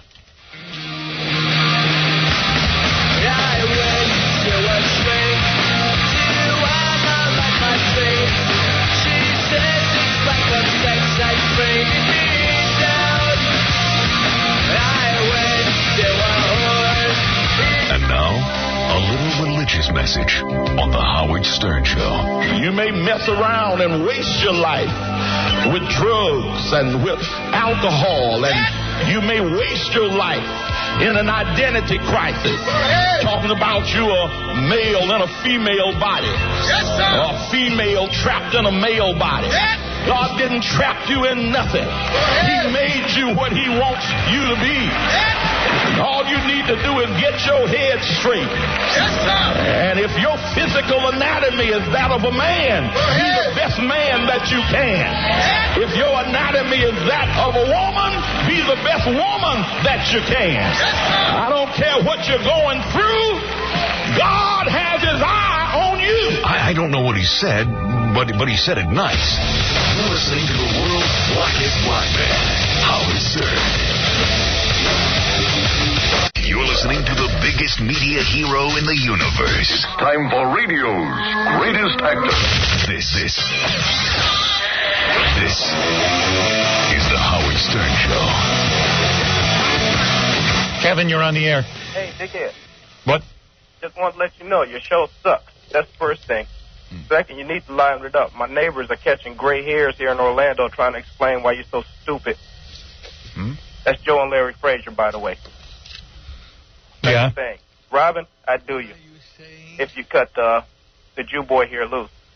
The world would be a much better place if you and that stupid Maury got caught up in the Holocaust. Well, you know, what can I say? Hell, you're a real charmer. I wish you Dude, I tell you the truth. Use it in the right way. Dude, you can't stop me. Dude, I've encountered idiots like you my entire career. But I'm successful and you're not. Oh, I think I'm making it. You're not successful. You're right. I'm not a stupid dickhead like you. Yep. I guess you're a loser. I'm going to go get in the limo, okay, in a few minutes? Have a good day. Ronnie got a new limo? Yeah? It's this big black limo. Oh, it's black now, huh? Even I'm embarrassed to be in it. It's huge. Yeah, I mean, shiny I pull up somewhere and it's like the president of the United States. We should take some flags there. Somebody ought to be important if you're in the back of it. And then I step out. So Ronnie's back? His kidney stones are gone? He's so far, but he's got to pass another one. Oh. Yeah, he's still got one in there. Really? Yeah, one in the chamber. How's he doing? I don't know. He's working today. His first day back. Yeah. Yeah, those kidney Everybody's stones. been worried about him. The kidney stones. I wouldn't wish those on many people. Side-imus and... Yeah, why does Ronnie get them? I think it's hereditary. His father had it. Did he? Yep. Well, tendencies can be hereditary. I wish Judge McGinty would get it in Cleveland. There's a big headline. Even Howard Stern can't stop McGinty.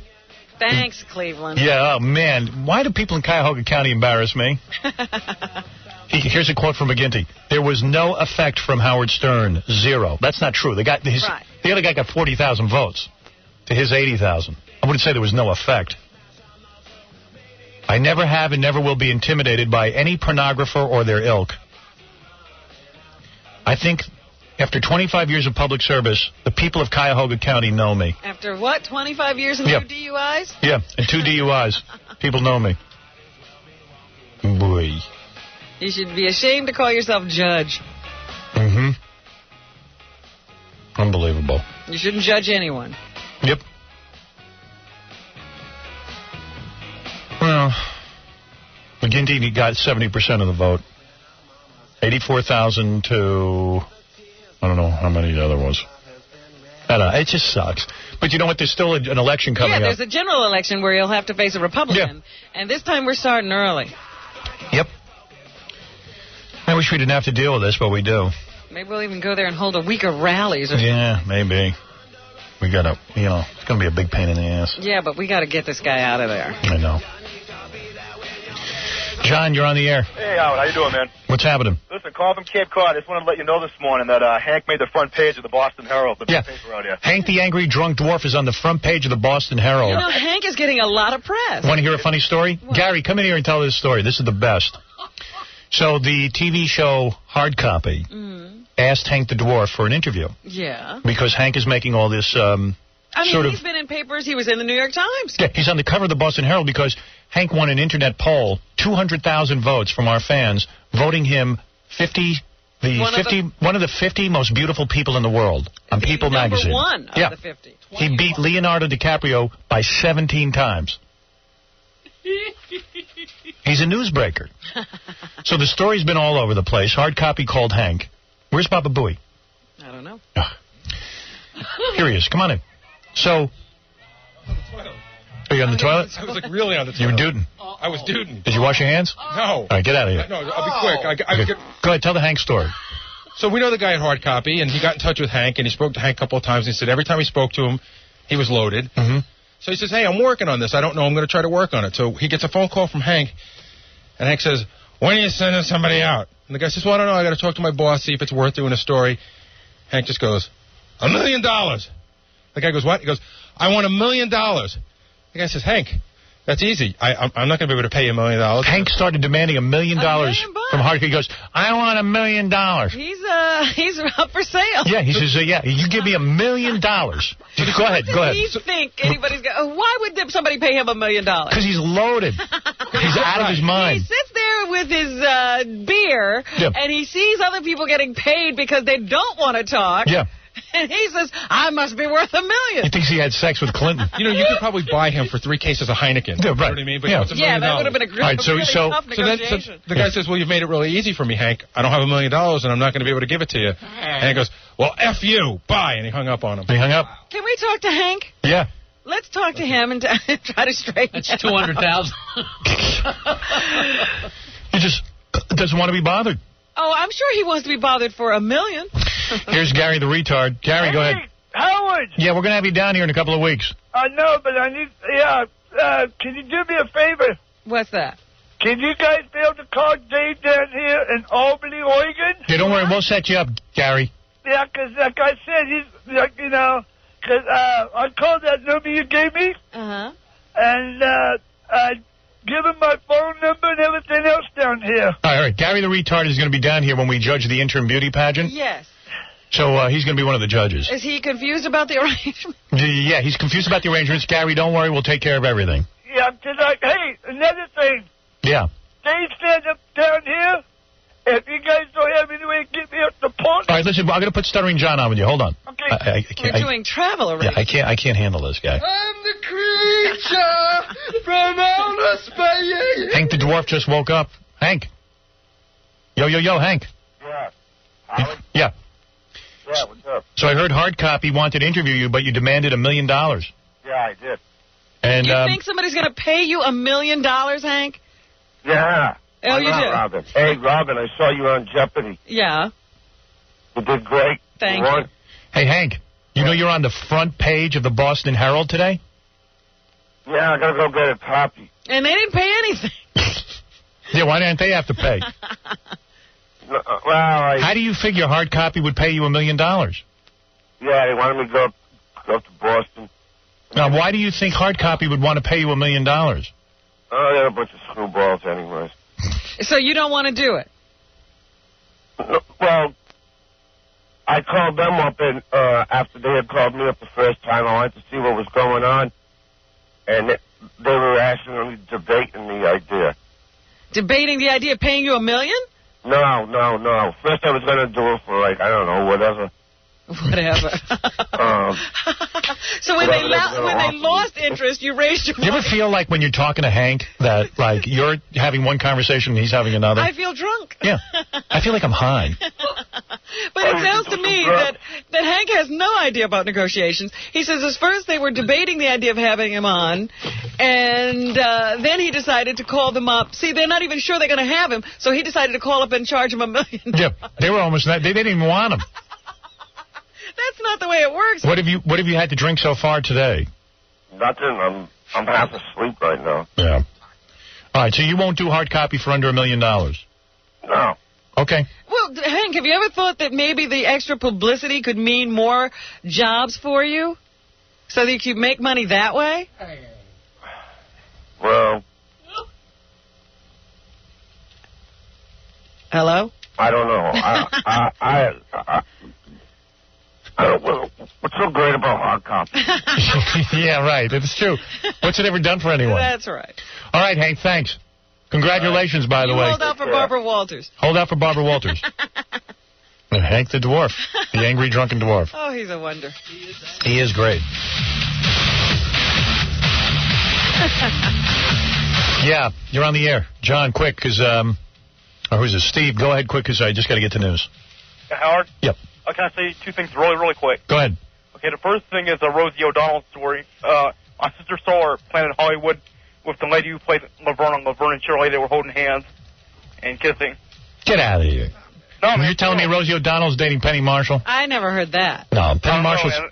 Either way, they're pretty close. Nah, they might be friends, but... They might have been greeting each other. Yeah, go ahead, next story. Okay, and the other thing is, you're not doing the stripper game today, right? Nope. All right, well, thanks, Howard. Okay. Bye-bye. That's a beauty. Rosie O'Donnell dating Penny Marshall. Oh. What? Do you remember a couple of weeks ago we had in a woman in the wheelchair who was handicapped, and she said Christopher Reeve was giving handicapped people a bad name? Yeah. Yeah, she was on E! last It was on E! last night? Yeah. Her lawyer's here? Yeah. And he's like way more handicapped than her. Yeah. And he's even got like sort of an interesting voice. Yeah. And he wants to come in and revisit the argument. Oh, you're kidding. He's in a wheelchair, too? I'd have him on. Why don't they ever call me? I mean, I got to get out of here today. You know, we got to end the show at a normal time. I can't just start wheeling people in here at 9:30. Well, he's a lawyer. Surely he can be concise. Yeah. What does he want to say? He wants to say that Christopher Reeve is giving handicapped people a bad name. I tell him I can only give him 1 minute. I apologize. He's got to make an appointment with me. I'm a very busy man. So I got to get out of here kind of like normal time. They use that wheelchair. Yeah. To get you to open the door. You got to open the door. You look like an idiot if you don't. You look like a scumbag. If he was walking, you wouldn't let him in. Greg, you're on the air while we're waiting for the dude. Howard, yep. How you doing? Calling from North Carolina, first-time caller. Go ahead. Just want to say for all the rednecks in North Carolina, you are the greatest. Thank you.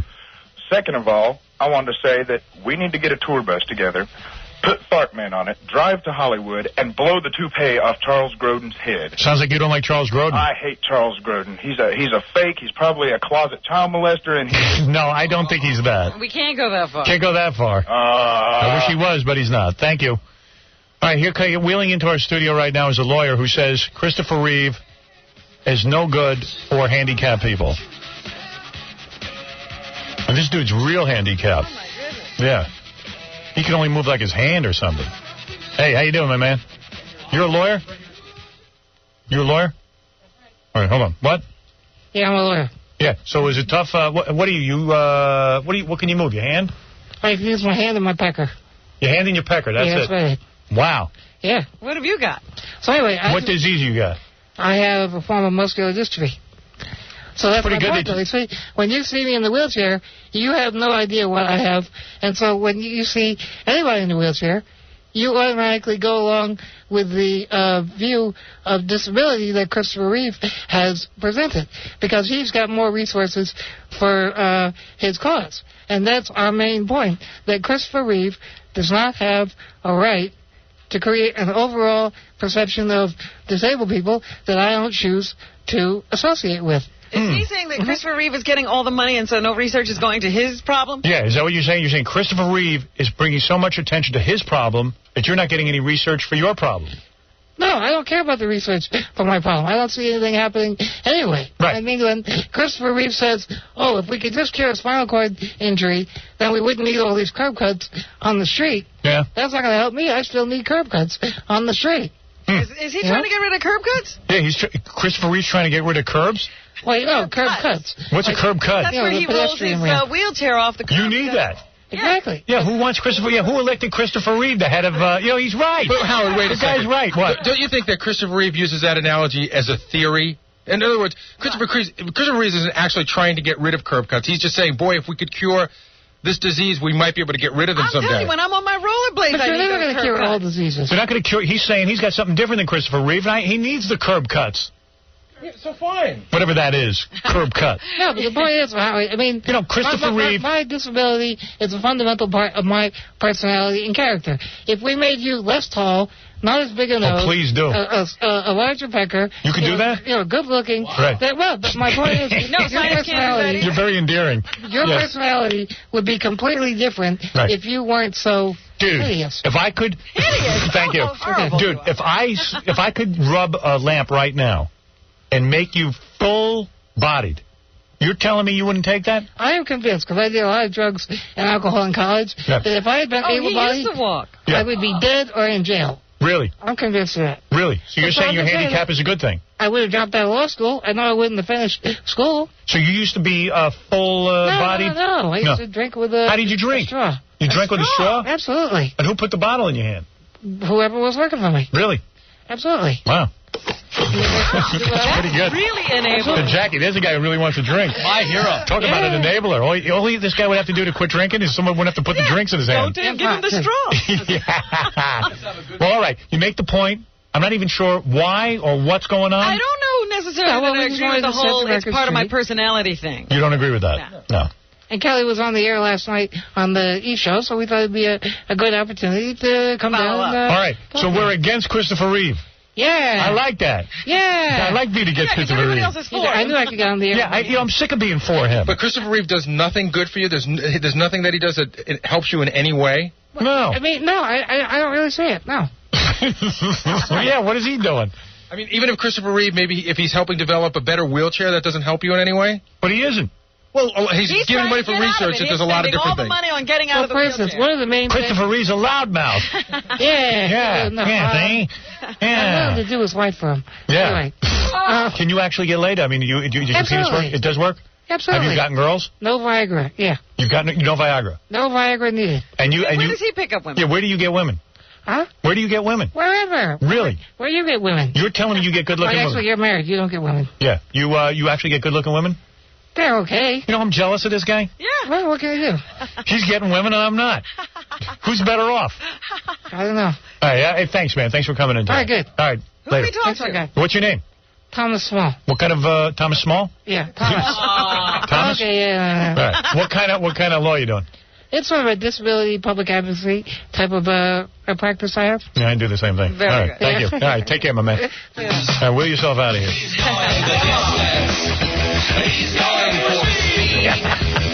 He's a good guy. I like this guy. Point very quickly. Christopher Reeve's a loudmouth. I dig that. I'm going to hang with you, dude. He's my speed. I feel a lot better when I'm around him. Oh, my goodness. He's getting laid, that guy.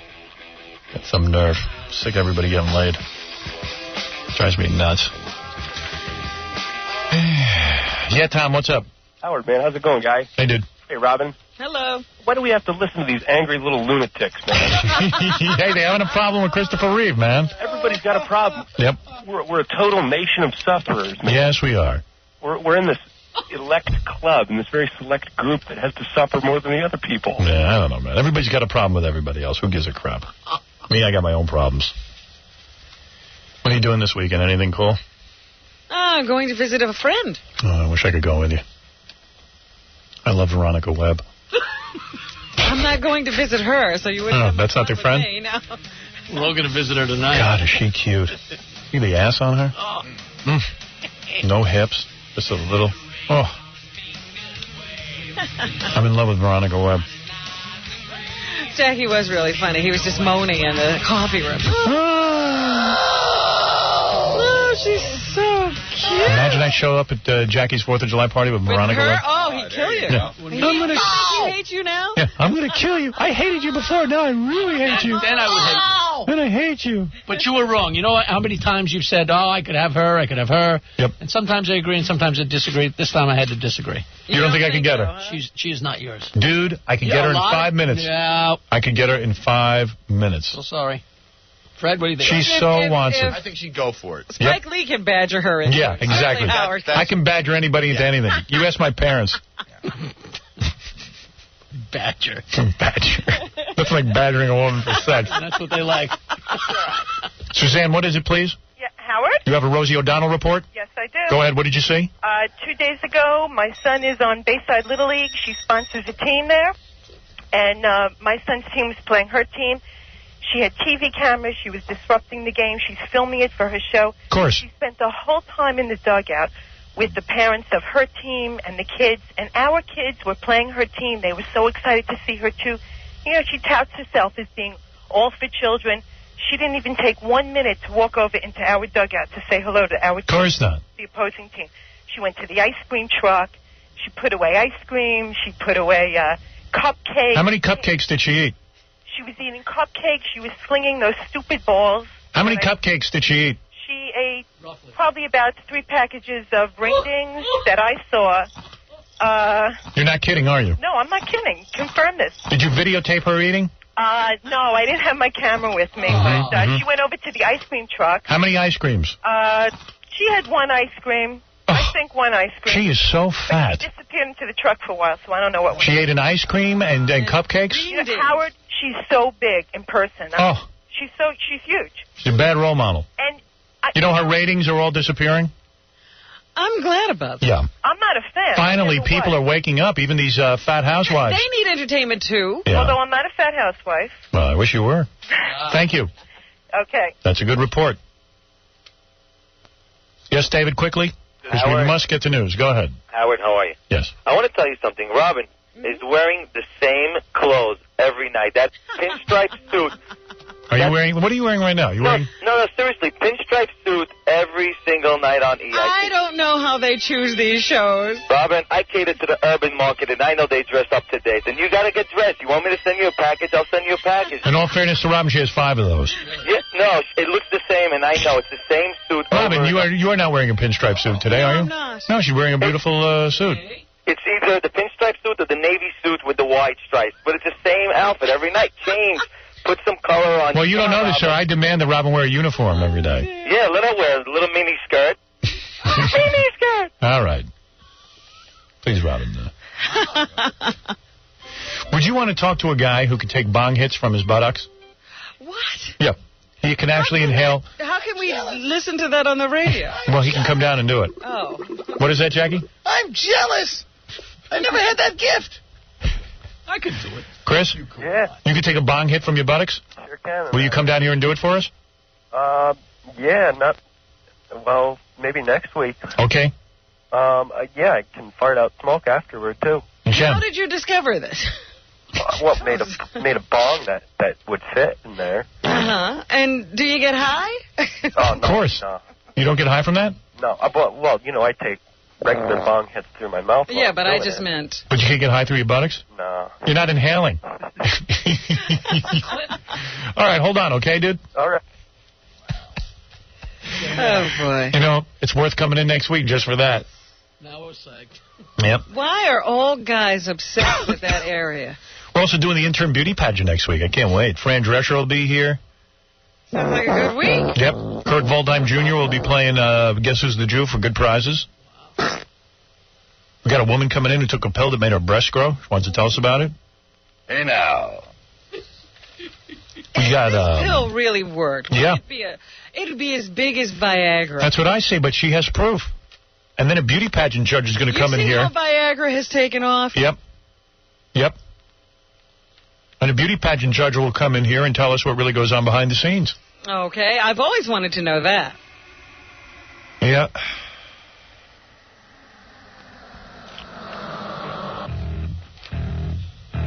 So what's in the news, Robin?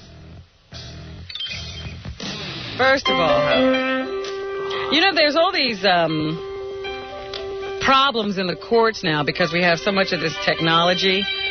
People can take their embryos and put them in other people. Yeah, but how come my DVD player doesn't play both formats? They said that they were going to do it. You know I can't play my old DVD. I am leaving the room during commercials from now on. During the commercial, we have to listen to Jackie rattle on about how his new computer can't handle both the DVD formats. Did I tell you? I tried to share some information with you nudniks. CD-ROM. You know, I told you I got a new DVD. They said it was going to be compatible. And now I can't play my old DVDs. What does he do? Sit at home watching DVDs on a computer? I told you my computer takes DVDs. Yeah, I can't help it if I'm retarded. They still haven't gotten it together. I can't believe it. Where's Ralph Nate on this? This is the inventor of the cackling screensaver. Thank you. Complaining about other inventors. Mine works. Well, there's some technology that does work, Jackie. Yeah, work this. It's the frozen embryo technology. And people do this. They, you know, I guess they have a problem or something, and they decide, okay, we want to have some children. Let's take our eggs and our sperm and mix it together, get a few embryos, freeze them, and then we can do something with them later. And then they get a divorce. And then there's a fight over the embryos. You know, these aren't even children. It happens. I know. And all of a sudden, you wind up in a custody battle. So yesterday, in a landmark high-tech baby-making case, the state's top court said a man could stop his ex-wife from using their long-frozen embryos to get pregnant. Because some of the women want to take the embryos and keep them. Yeah, and then they get you for child support. That's right. They'll have a baby, and then you'll be all tied up. It's a lot of bull. Well, this judge said, no, you can't do that. It was a decision you made when you were a couple. And now that you're not a couple, you have no right to the frozen embryos. Good. Thank God some judge came to his senses. But we wouldn't have all these problems if people stopped doing things like this. All these inventions are bad. It's incredible. Meanwhile, there's Viagra, which is still the heavy topic of conversation everywhere. We learned today that Bob Dole was one of the first users of Viagra. Bob Dole loves Viagra. Bob Dole was one of the first Viagra users. That's right. Bob Dole, the senator. Bob Dole, the man who ran for president. Bob Dole's arm was given Viagra and went up. Can't play ping pong, but I can sure get a boner. Bob Dole loves Viagra. And he's here to say that it's a wonderful drug. You got him on tape? No, I wish I had him on tape saying that. But, in fact, nobody's bringing me any kind of tape. I don't know what they're doing back there. When do they think the show is over? I don't know. I think they're waiting for that. Oh. Anyway, Bob Dole was one of the first people to use Viagra. I thought that was rather pioneer. I'm a pioneer. Revelation. I'm a pioneer in penis. Meanwhile, I'm a Christopher Columbus of penis. Bob Dole from Christopher Columbus. But here's an interesting question. Bob Dole for Porkmeister General. I wonder how you feel about this. How do you think that other groups are going to take to Viagra? No wonder the guy can't get in here. Who cares? How will the other groups take to Viagra? Yeah, you know, I'm reading in the paper today in Neil Travis's column that there was a party for Norman Mailer, I guess, the other day, and people were talking, and this guy said that he was approached by a magazine to check out how the Latino community is taken to Viagra. Yeah. A lot, you know, Puerto Rican males have that machismo thing going. Yeah. And they certainly wouldn't admit to anybody that they have erection problems. No. And people are wondering if they'll actually go to a doctor and get this drug. No, they got to steal it. What are black men going to do? We're going to steal it, too. Why should the white man only have a boner? Nah, it's for a friend of mine. No, black guys and Puerto Rican guys, very macho. Yeah. They will not admit that they don't have an erection. They wouldn't be caught dead with Viagra. And so, yeah, these people are going to continue to deny themselves all this fun. You know, they gave Christopher Reed a bucket full of Viagra. And you know what happened? What? Nothing. Oh. Norman Mailer said that this just proves to him that the world is getting more and more weird every day. And he says real men don't take Viagra. He's right. That's right. Yeah, of course he gets a boner, so he's happy. He's 75 years old. I don't know what he's getting. I heard a racist joke on the internet. They said that black men will not take Viagra. They'll cook it into their chicken. Oh. That they'll cook it into their chicken. That's what it said. And I saw that, and I turned off my computer. Whatever. When are we all going to get along? Bob Dole was speaking yesterday about Viagra and other things. He, of course, is commenting on the situation with President Clinton and these Ken Starr investigations. And he says that the president should come clean. I get it. At least I can get a boner. He says they're stonewalling. It's time for Republicans to at least address that without getting into any alleged wrongdoing of President Clinton. You can avoid all the personal references. Just get into the process and what's happened to the process. It's funny now to hear him talking. He's on Viagra. He's on Viagra. It's giving him... Beryl. His voice is deeper, I think. It's deeper, right? Yeah, isn't it? Yeah. You have to reserve judgment, however. You can't just accept all of these allegations. He says a lot of things happen in politics. There's a lot of talk, a lot of rumors, a lot of things happen in politics. But I think we just wait and see. I've said to myself, I didn't lose to become the chief critic of Bill Clinton. Now, where are the white women at? I got me a pocket full of Viagra. Bob Dole's horny. And now he's got time to use it. Yep. Bob Dole's going to the Philippines. Meanwhile, there's a lot of controversy about this Israeli-Palestinian peace conference that's going on in Great Britain. Yeah. They haven't gotten very far in the talks, and now President Clinton is saying that they're going to notch up the negotiation efforts to win a peace agreement. Negotiators must push ahead, says the president. Let's see what the president says. It has been my experience in life, and I've lived long enough now to see it, that in almost every area of human endeavor, opportunities do not last forever. They must be seized. And I hope this one will be seized. Bob Dole sees you. He says those in the Mideast must agree to peace. Difficult choices have been made, will have to be made. He's dreaming. By Palestinians and Israelis alike. And we cannot impose a solution because we, even you, will not have to live out the consequences.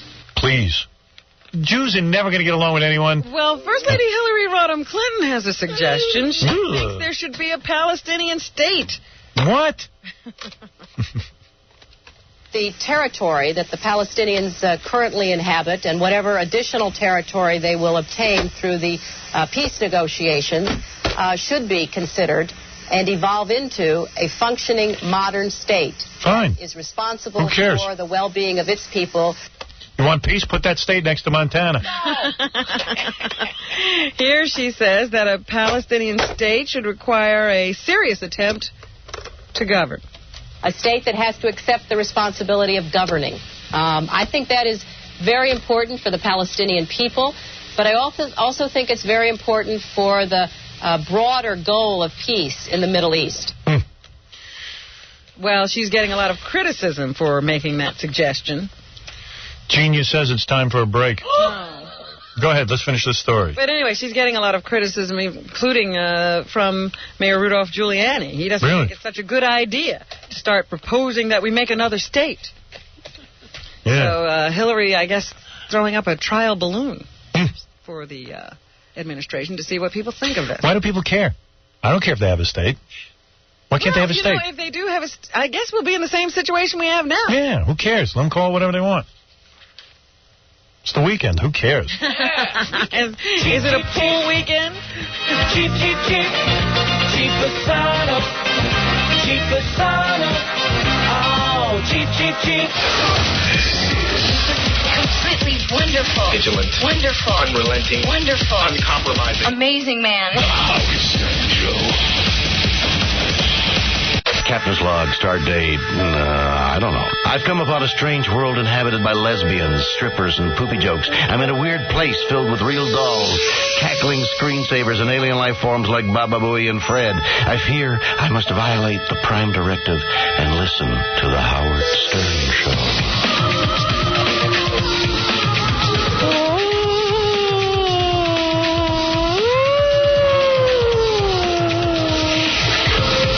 Check out out Angelica on the E! Show tonight. It's a party for the E! Show with former Baywatch beauty Angelica. Who's she? I don't even remember her. Angelica Bridges. She was a beautiful redhead. You were like so madly in love with her. And she was on a Friday. The following Friday, I asked you about rebooking her. You had no idea who she was. I forget. Check out major bonus footage when we follow Angelica bopping around the big city. See Angelica shop for tiny Bippy shirts. Watch her travel to the gym for an intense workout. Ooh, I got to watch this. See, it's all the stuff you like. Watch Angelica bounce on a huge rubber ball. Hey, now. It's Sex Friday, baby. Tonight on E! Yeah, baby. Yeah, baby. Yeah, baby. The reason I don't remember Angelica is because I'm going out with Veronica. It's hard to remember. I'm so sad this is the last newscast of the week. Why? How will I know any information over the weekend? I'll read the paper. Go ahead. Did you hear about this scam? There were a ring of about 12 people down in Florida who put ads in the paper, and they hooked in all kinds of people. They say that the victims lost their life savings because of this scam. Surgeons, lawyers, entertainers. They don't give any names. I'd love to know who the entertainers were.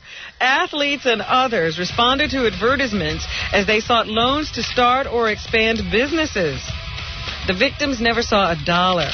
Here's how the scam worked. There'd be an ad in the paper that said, are you looking for venture capital or loans to, do stuff? And people would contact them. And do you ever look at those ads and even take them seriously? No, me neither. Go ahead. But people did. They were run in USA Today, the New York Times, and the Wall Street Journal. So I said, are you looking for capital? Yeah. Okay, go ahead. And then people would respond to them, and they'd say, okay, what kind of money would you like? And, people wanted loans from, a couple of thousand to in the millions. Okay. And you were telling me sports stars and stuff sports stars, athletes, entertainers, whatever. Entertainers. Probably a guy who has a monkey. But also surgeons and lawyers. Really? Yeah. Okay, go ahead. So anyway, the company would say, all right, we could certainly give you this loan, but there are fees. Oh. In order to, process all the paperwork.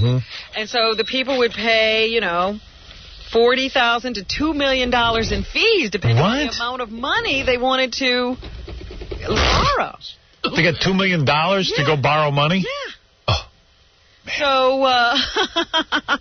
So then once they had sent the money away, these scammers would tell them, now you need a letter of credit from the bank to make, to show us that you can actually repay this loan.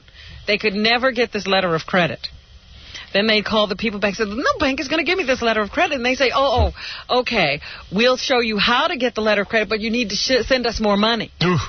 Then when they couldn't send them more money for the letter of credit, they'd say, well, you've reneged on the terms of this agreement we have, and so we're keeping the fees for all the paperwork. Oh, yeah. $2 million in paperwork. Yeah. Gary, remind me on Monday to run an ad in USA Today.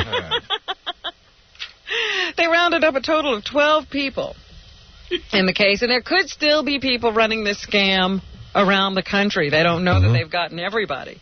So people still could be involved in this. That's millions of dollars. They say that they bilked people out of more than $60 million. Wow. Did I forget your plug, Jackie? Yes. Oh, why don't you remind me? I just did. Oh, is that why he's whooping like that? Yeah, he's back. When you hear him whooping, I know his noises. Those are alarms. Yeah, I've never whooped during this stupid newscast. Jackie Too Many Heineken's Martling, his 2 filthy joke CDs, Sergeant Pecker and the Joke Man, are still only $12 plus $4 U.S. shipping. Also on cassette, buy two, get one free. Call 1-800-323-KING. Saturday night, May 16th, the Celebrity Theater in Phoenix, Arizona. For information and animated jokes, visit jokeland.com. There's another scam going on, too. They say this one has come from Los Angeles and is spreading across the country. Unscrupulous people pack a bunch of people into a dilapidated car and then target a car of somebody they suspect is fully insured. And then they just hit them. Yeah. Tap the car, push them out into the intersection as they're stopped somewhere. And then when everybody gets out of the car, usually the driver of the good car who's fully insured is not hurt. But everybody claims injury in the car behind them. You can't even drive your car. They can, rip off the insurance company. I know. They also say, I heard this on the way coming in, that... you know what I say? What? If you drive a car and you take a risk like that, I just say, nobody collects anything. Well, we have to stop this somehow. Yep. Because everyone's ripping it off. Longer... It was a great idea. If somebody got injured or their car got, messed up. You could get some money and pay for it. Yeah. But the people ruin it. People don't want to work. That was when the world was safe. I'm moving to Israel where it's safe. There's another scam. This is going to really blow your mind. You know how you have those little clickers to open your car door with remote control? Sure. They are now saying that criminals can go on the Internet and grab the signal. Or the code of your car. I can't believe it. Right through the air. What do you mean? I don't know how they do it. I just heard this. Oh, the Internet. Here's my Volvo.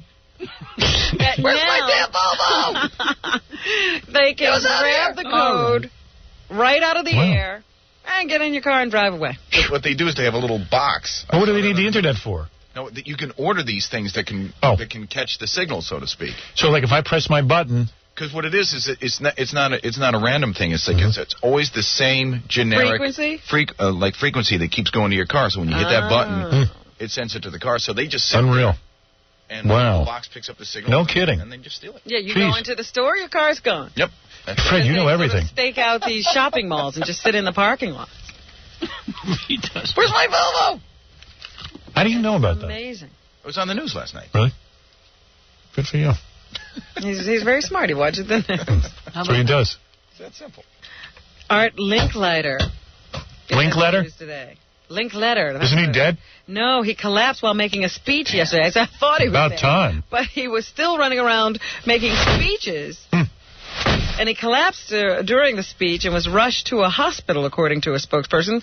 He is 85 years old. He fell unconscious during a speech to a healthcare group, but was awake and taken to Grant Medical Center in Columbus. Didn't he jump off a building? No, when he was on acid? Did that. Oh, that was his daughter? He was listed in good condition. He is a television and radio personality who was on the airwaves back in the 50s and 60s.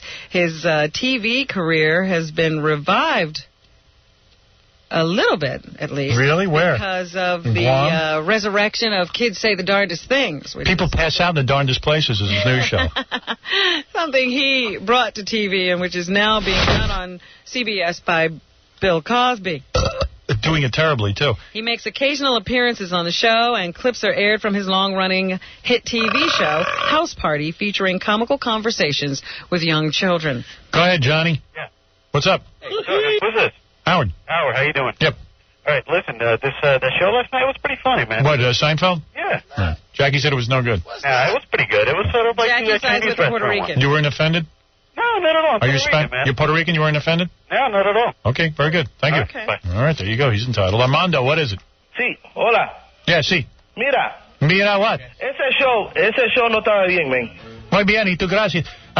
¿Mi sabio te pesca la cocina? No es relajo, tú sabes, cogieron esa... No, tú quieres siempre un... let me tell you, espérate. Wait.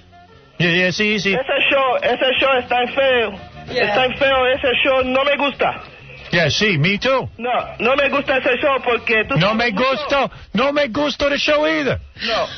You think this is funny? No, I don't. This is not funny. Tom, you're on the air. This is not funny. Yeah, Howard? Yes. You know, if I was confronting these people down there, these Puerto Rican activists, I would ask them if Kramer had been stomping on an American flag, would they have gotten angry?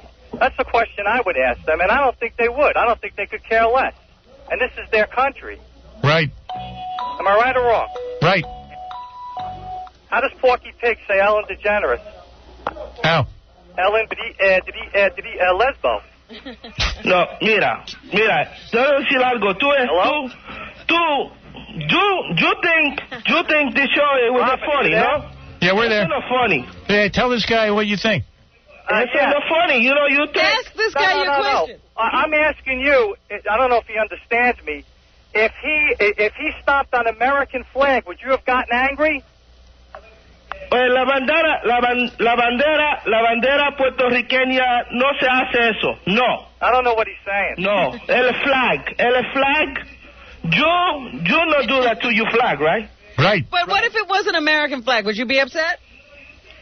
If the flag was America.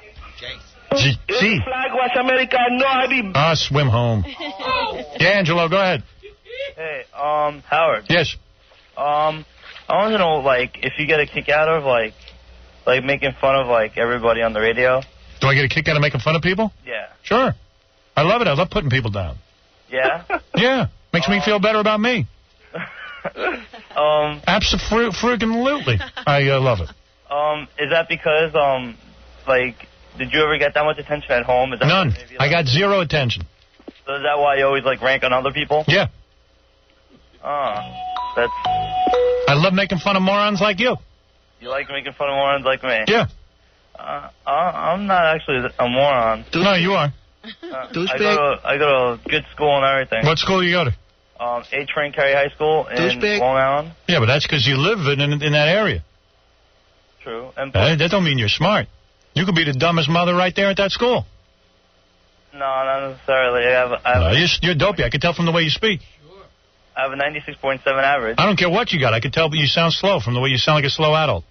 I'm not slow at all. I'm not slow at all. I don't care what high school you go to. You'll be going to Hamburger U. Definitely not. You'll be playing on their football team. I don't even play sports. They'll dress you up as a giant French fry. I don't even play sports. You're going to be their mascot. Definitely not. Captain French Fry. Definitely not. All right, get out of here. Robin. Yes. Robin, was that girl the other day that called about the 20th century? Was she a moron or what? What an idiot. Yep. No, but she's just dumb enough not to know it. All right, thanks, man. Okay. Later. She walks around in total bliss. Beautiful. Can you imagine this? You decide to commit suicide. Yep. And you want to take the only person who loves you or the only thing that loves you with you. So you... I'll take my dog. Jump with your dog. That's right. Is that right? The guy jumped with his dog? That's so wrong, man. But the dog survived. Oh, good. Hundreds of people call the Society for the Prevention of Cruelty to Animals in St. Petersburg, Florida, hoping to adopt Shasta, a 100-pound Rottweiler. I hear Rottweilers are real loyal dogs. Went up with him. And sturdy. Who survived her master's 200-foot suicide plunge from the Sunshine Skyway Bridge in Tampa Bay on Wednesday. Would you jump with your horse, Robin? No. You would not? Shasta suffered only bruises. Wow, good for Shasta. Where'd she land? I guess they landed in the water. Jumped off the bridge. Yeah. Rottweilers, what kind of... I thought Rottweilers were like pit bulls. Can't they kill you and stuff? No, they're not like pit bulls at all. No? They're good dogs. Yeah. You got to be firm with them, though. But can you imagine? The dog jumped. I can't believe it. Fred, are you firm with your dog? Seriously? No. Would you jump with your dog, Fred? No. Dog jump on its own. That's why Timmy ran away, Jack. I have to hear another joke. I thought that was incredible. The guy jumped with his Jackie's cat killed himself. All right. He did. Cat suicide. Right? Seriously. It was. Ran out to the cold.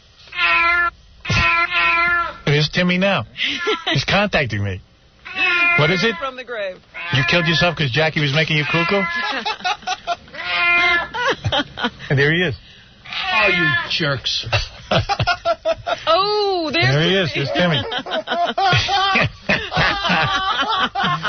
right, go ahead. Remember I told you about that little key ring? We got a big, if you ever notice on the E! Show, we got a big stuffed animal covered in blood.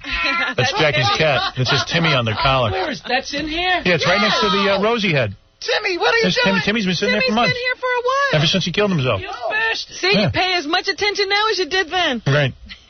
Cat? Where's the cat? Oh. You see the Rosie head, how can you miss Timmy? Whatever you do, don't drive carefully, you guys. Let's see, it says Timmy, if found dead or alive, all right. Please return me to my master, Jackie Martley. The Jokeland. Bayville, Long Island. I told you about... You guys warm me up. The gun that looks like a key ring. Meow, meow, meow, meow, meow, meow, meow, meow, meow, meow, meow. Jackie killed me. Meow, meow, meow, meow, meow, meow, meow, meow, meow, meow, meow. Jackie killed me. I was a retarded cat, so why did Martling leave the kitchen door ajar? Hey, we all make mistakes. mistakes, but don't make the same mistake that Jackie made.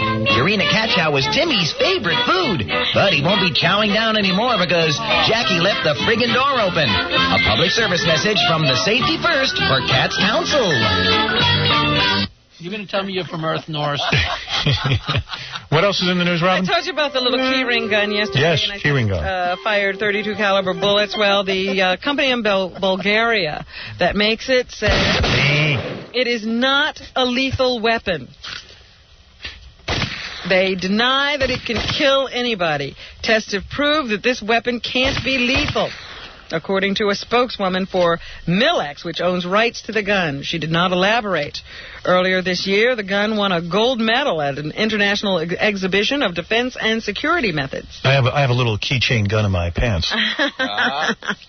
It's a $20 pistol, dubbed OSA, and is 3 inches Isn't that long. just Terry John's mother's name? Yeah. Aussie. I thought it was OSA. Oso. It's 3 inches long and can fire 2 .32 caliber rounds. U.S. experts say it could be deadly from 20 yards. So there. This guy says big debate. This guy says he saw Jerry Seinfeld at the Friars Club last night. Oh, yeah? He's at the Friars Club? Steve? Steve gone. Sorry. Hello! Is that Deep Impact open already? No, it opens today. Got a terrible review in the Daily News, but it got a good review in the Post, or maybe I have that. But yeah, Jamie Bernard gave it a good review, but Daily News said it was horrible. Well, so mixed, huh? Anyway, here's some more publicity for the stars. Here's Taya Leone. Taya says she tries to have fun with the paparazzi who hound her and her husband when they're out. You can't really prank around with the stalkerazzi. Stalkerazzi. I love this. I mean, you know, she's in love with herself. The stalkerazzi. You can't prank around. They're so not game, these guys. They're really not. There's no humor here, which is, that lack of humor makes me hate it. And, you know, you try and get giddy with them, and they're not playing. And it's not really funny. It's just, at a certain point, you're doing your job. I'm living my nightmare. Let's party. I say David Duchovny dumps her in 2 years. Oh, stop that. 2 years. Not even. A year. Right? Let her live in bliss. Whatever. Morgan Freeman's also in the movie. He plays the president. Yeah. Someone asked him if that wasn't a perfect choice. President, what year does this take place? I was the perfect choice to play a criminal, a perfect choice to play a pimp, a perfect choice to play a chauffeur, a perfect choice to play... I mean, you know... Yeah, I was What's he on? choice to play the president. Of course I was the perfect choice to play the I see president. Jackie laughing at himself. Hey. Oh, yeah. Hey. Wasn't I? Well, he's basically saying, you know, yeah, everybody thought I was perfect to play a pimp and a driver. Can't play the president? What year is it supposed to be that he's the president of the United I think States? it's very far in the future. It must be at least 10,000 years in the future. Morgan Freeman was asked how he got into the right frame of mind to play the president. Well, I said I was the commander of the chief, and then I was it. I'm the most important person in the world. Yeah. Then I took some Viagra. That's where it's based on. I am the most important person in the world. Me. I'm me. It's a fact of life. I am the most important person. Imagine doing this interview and he's rattling on like this. I am the most important person in the world. You stupid son of a bitch. What the hell is wrong with you? Now, where are the white Congress ladies at? In the world. When I die, the world ends. Did you know that? Holy mackerel. And then Morgan asks a rhetorical question about Bill Clinton. So what's the problem with Bill Clinton? All these ladies are coming out and saying, he's not all he seems to be. Oh, yes, he is. You can't fake an erection. What the dealio? Boy, he's wacky. Wow. We got to get him on this show. I know. You can't fake an erection. And then they asked... Bob Dole says you can't fake an erection. Then they asked Morgan when a black person could be president, as if he would know. Yeah, he played the president. Well, I believe very soon. Tomorrow. All you have to do is field a reasonable candidate. That's all. Wow. Don't bring us no charlatan. Don't bring us nothing with religious overtones. Don't bring us somebody who's going to be preaching to us about morality. We don't want that. We had that with Jimmy Carter. It didn't work with Putin. You got to come up with a politician. I know. You're going to get a politician. That's all we care about. Can you deliver? Yeah. How are you going to get presidented if you don't have the votes? Wake up, white people. Where you going to get these kind of votes? Oh, dear. Here's a scene from Deep Impact featuring Morgan Freeman. There was a remote possibility that the comet was on a path that could bring it into direct contact with the Earth. Now, we get hit all the time by rocks and meteors, some of them the size of cars, some no bigger than your hand. But the comet we discovered is the size of New York City, from the north side of Central Park to the Battery, about 7 miles long. Put another way, this comet is larger than Mount Everest. What's scarier to the white man? A meteor hitting the Earth or a black president? Let me think about that. I'll get back. Why don't you contemplate on that for a while?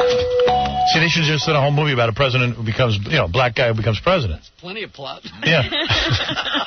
What you need a meteor for? Enough for you. Yep. Meteor. We got to get Daniel to review that. Yeah. His head will blow off. He Got Game was #1 at the box office last weekend. Denzel Washington is here with us, and he talks about the father-son relationship in the movie.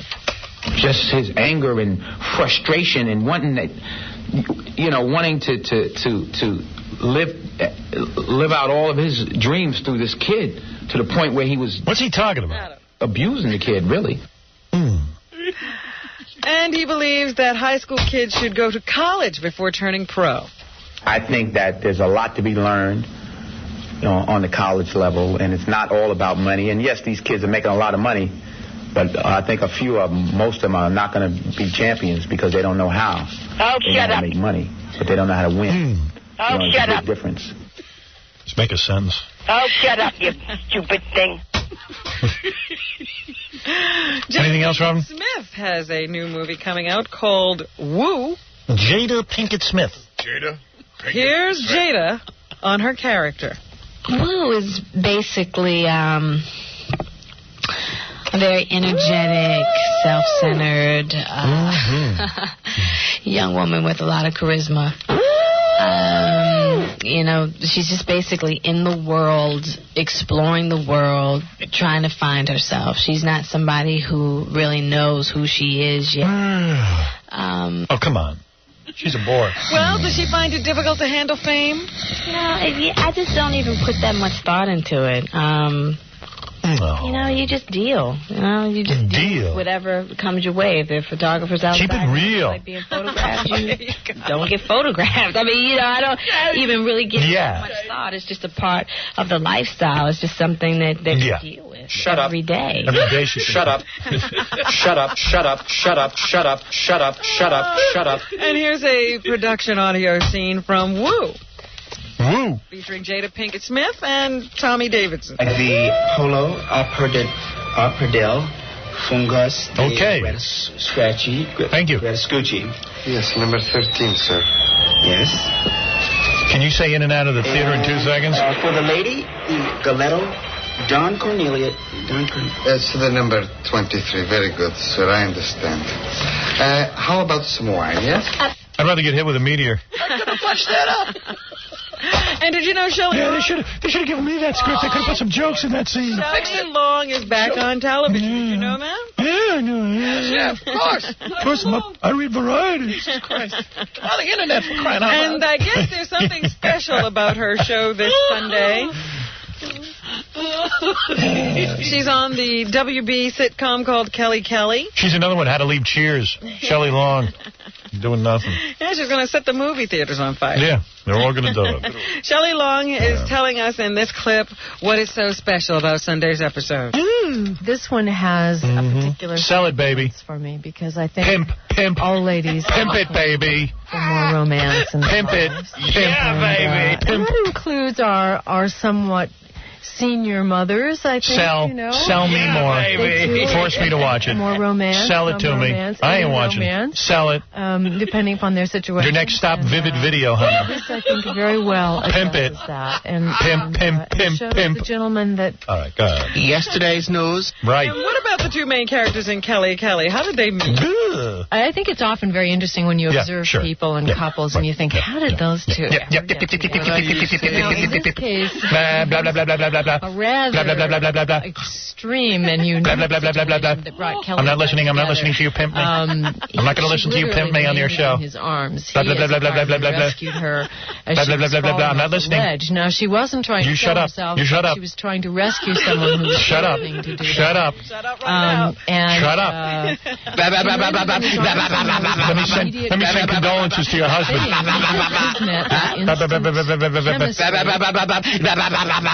I think she stopped. And the show, Homicide, Life on the Street, has reached a milestone. Tonight, NBC airs the 100th episode. She should pass out earplugs, that Shelley Long. Shut up. Yaphet Kotto plays Lieutenant Al Giardello on the show. Yeah. Let's hear him pimp. And he was asked if he knew the series would last so long. Pimp no, me. Absolutely not. I didn't expect it to last long. I thought it would last 1 year, which is the reason why. Was this Homicide, Belzer show? Walked away from the show.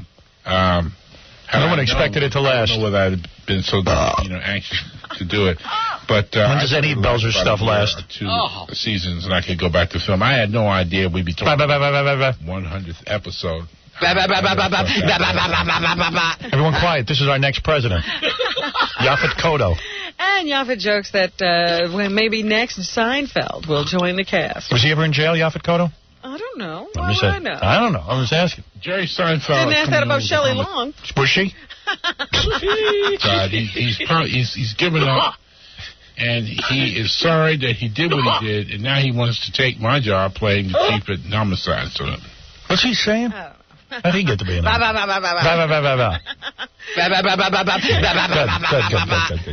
Shut up. Shut up.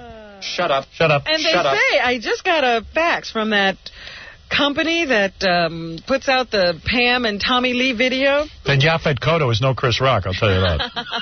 Yeah. Anyway, the Pam and Tommy Lee video. Yeah. It has won an award. Good. Over in Cannes. I believe it. It's a great video. They apparently have some erotic video awards right at the same time they do the big movie. Those French will give anybody an award. Everyone but me they gave an award to. So Pam got an award for, I guess, Best Actress. Of course. Fabulous. That's well of her life. She probably doesn't want it. It probably won't come to collect it, but it is hers. Thank you, Robin. Have a wonderful weekend. Oh, and one more thing. The Greenwich home of Ivana and Donald Trump has been sold for a record price. How much? It was another one of those houses with a name. Give me a amount. Haroldland Manor, and it has sold for $15 million. For a single-family home. Wait, say that again? It sets a record price for a single-family home in Greenwich. It was originally built in 1939. The Trumps had rented the mansion in 1983, then bought it for a little under $4 million. You know, Rhode Island is only worth $11 million, and that guy sold for 15. Look at how Trump just makes money. Who is the best actress in the world? Who is the best actress in the world? That's right. Right now? Ivana. You know why? Why? She acted like our marriage would last. When they divorced in 1990, Ivana got title to the property. The buyer is identified only as Jeremy Solomon, trustee of the Vista Trust. That is my name, my nickname. Jeremy Solomon. Well, Ivana just made quite a little bit of money. Wow. I'll learn English, honey. Jackie Too Many Heineken's Martling. His 2 filthy joke CDs, Robin. Sergeant Pecker. It's absolutely filthy. Yeah, what are his 2 CDs? Let's see if you can name them. One I just named. Sergeant Pecker. Yes, and? And, oh, man. Darn. The Joke Man. Oh, you know what? That was ringing in my head, but I said that can't be right. Are still only, you won Jeopardy, you didn't know that? Are still only $12 plus $4 U.S. shipping. Also on cassette, buy two, get one free. Call 1-800-323-KING. Saturday night, May 16th, it's Jackie. At the Celebrity Theater in Phoenix, Arizona. For information and animated jokes, visit jokeland.com. Thank you, Paul. Thanks to Green Day. They're great. They were great. Nimrod is the name of the album. Go out and check it out. Angelica on the E! Show tonight. Also want to thank... Veronica Webb. Veronica Webb with her new book website. She'll be at Enkiru Bookstore, 76 St. Mark's Place near Flatbush Avenue. If you're a black person, please go down there and say hello. If you're a black person, yeah. Don't say that. What are you saying, Robin? Anybody can go. In Brooklyn? Yes. Oh, Robin will be there. No, please. Starting at 6:30 p.m. Anyone. All welcome. All come. All come. All are welcome. What is it? Fa-fa-fa-fa-fa? How'd you feel it went with you and Veronica Webb? Thought it went great. Because I was just listening to this ID she just cut. Yeah. And I don't know. You should play it. Where is it? It's in Court 3. Uh-oh. Hi, I'm Veronica Webb. Well, Howard, you've done it again. There's not another one? Why, is that one not good? No, this one is not good. What don't you like about it? That's not good. If you could just tell me because maybe we can change it. What part makes you... It's weird. The whole thing altogether? It's weird. Okay, all right, so we won't do it then. You want to do something like Howard, every time I come here, you piss me off. You always seem to know how to get to me or anything like that. Something to that effect. Maybe not. No? No. What about, Howard, I love you, this is great, I love coming on the show, I'll come back anytime you want, anything like that? Maybe not. How about, best show in the world, I wouldn't do any other show? Maybe not. How about, all right, it's me, Veronica Webb, I just got off the show. And I can't wait to go home. There you go. Hey, it's me, Veronica Webb, and I just got off the show. And you know what? I can't wait to go home. I guess it didn't go as well as I thought. The wedding's off, Howard. Yeah, I guess so. Gee, I guess I read that one wrong. Hey, what do I know? Hey, thanks to Dr. John Sarno, too. Yeah. His new book is... I just finished reading it, too, and it's so good. Want to get rid of your back pain or any other pain? Go in the bookstore, ask for Dr. John Sarno's new book. It's called The Mind-Body Prescription. Healing the body, healing the pain. Guy's brilliant. Deserves a Nobel Prize, and I don't say that facetiously. I'm probably going to have to read it all weekend to get over Veronica Webb. Yeah, your broken heart.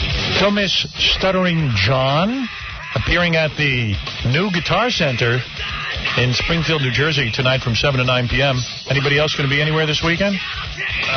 Bizarre Bar, Lodi tonight. What? Bizarre Bar, Lodi tonight. What? Bizarre Bar, Lodi, New Jersey. All right. Tonight. Veronica Webb did to me what De Niro did to her. I know. Broke my heart. I feel bad for you. Everybody have a good weekend. Fred at the Bizarre Bar. That's not hard to believe. Martians. Oh, I could have went myself.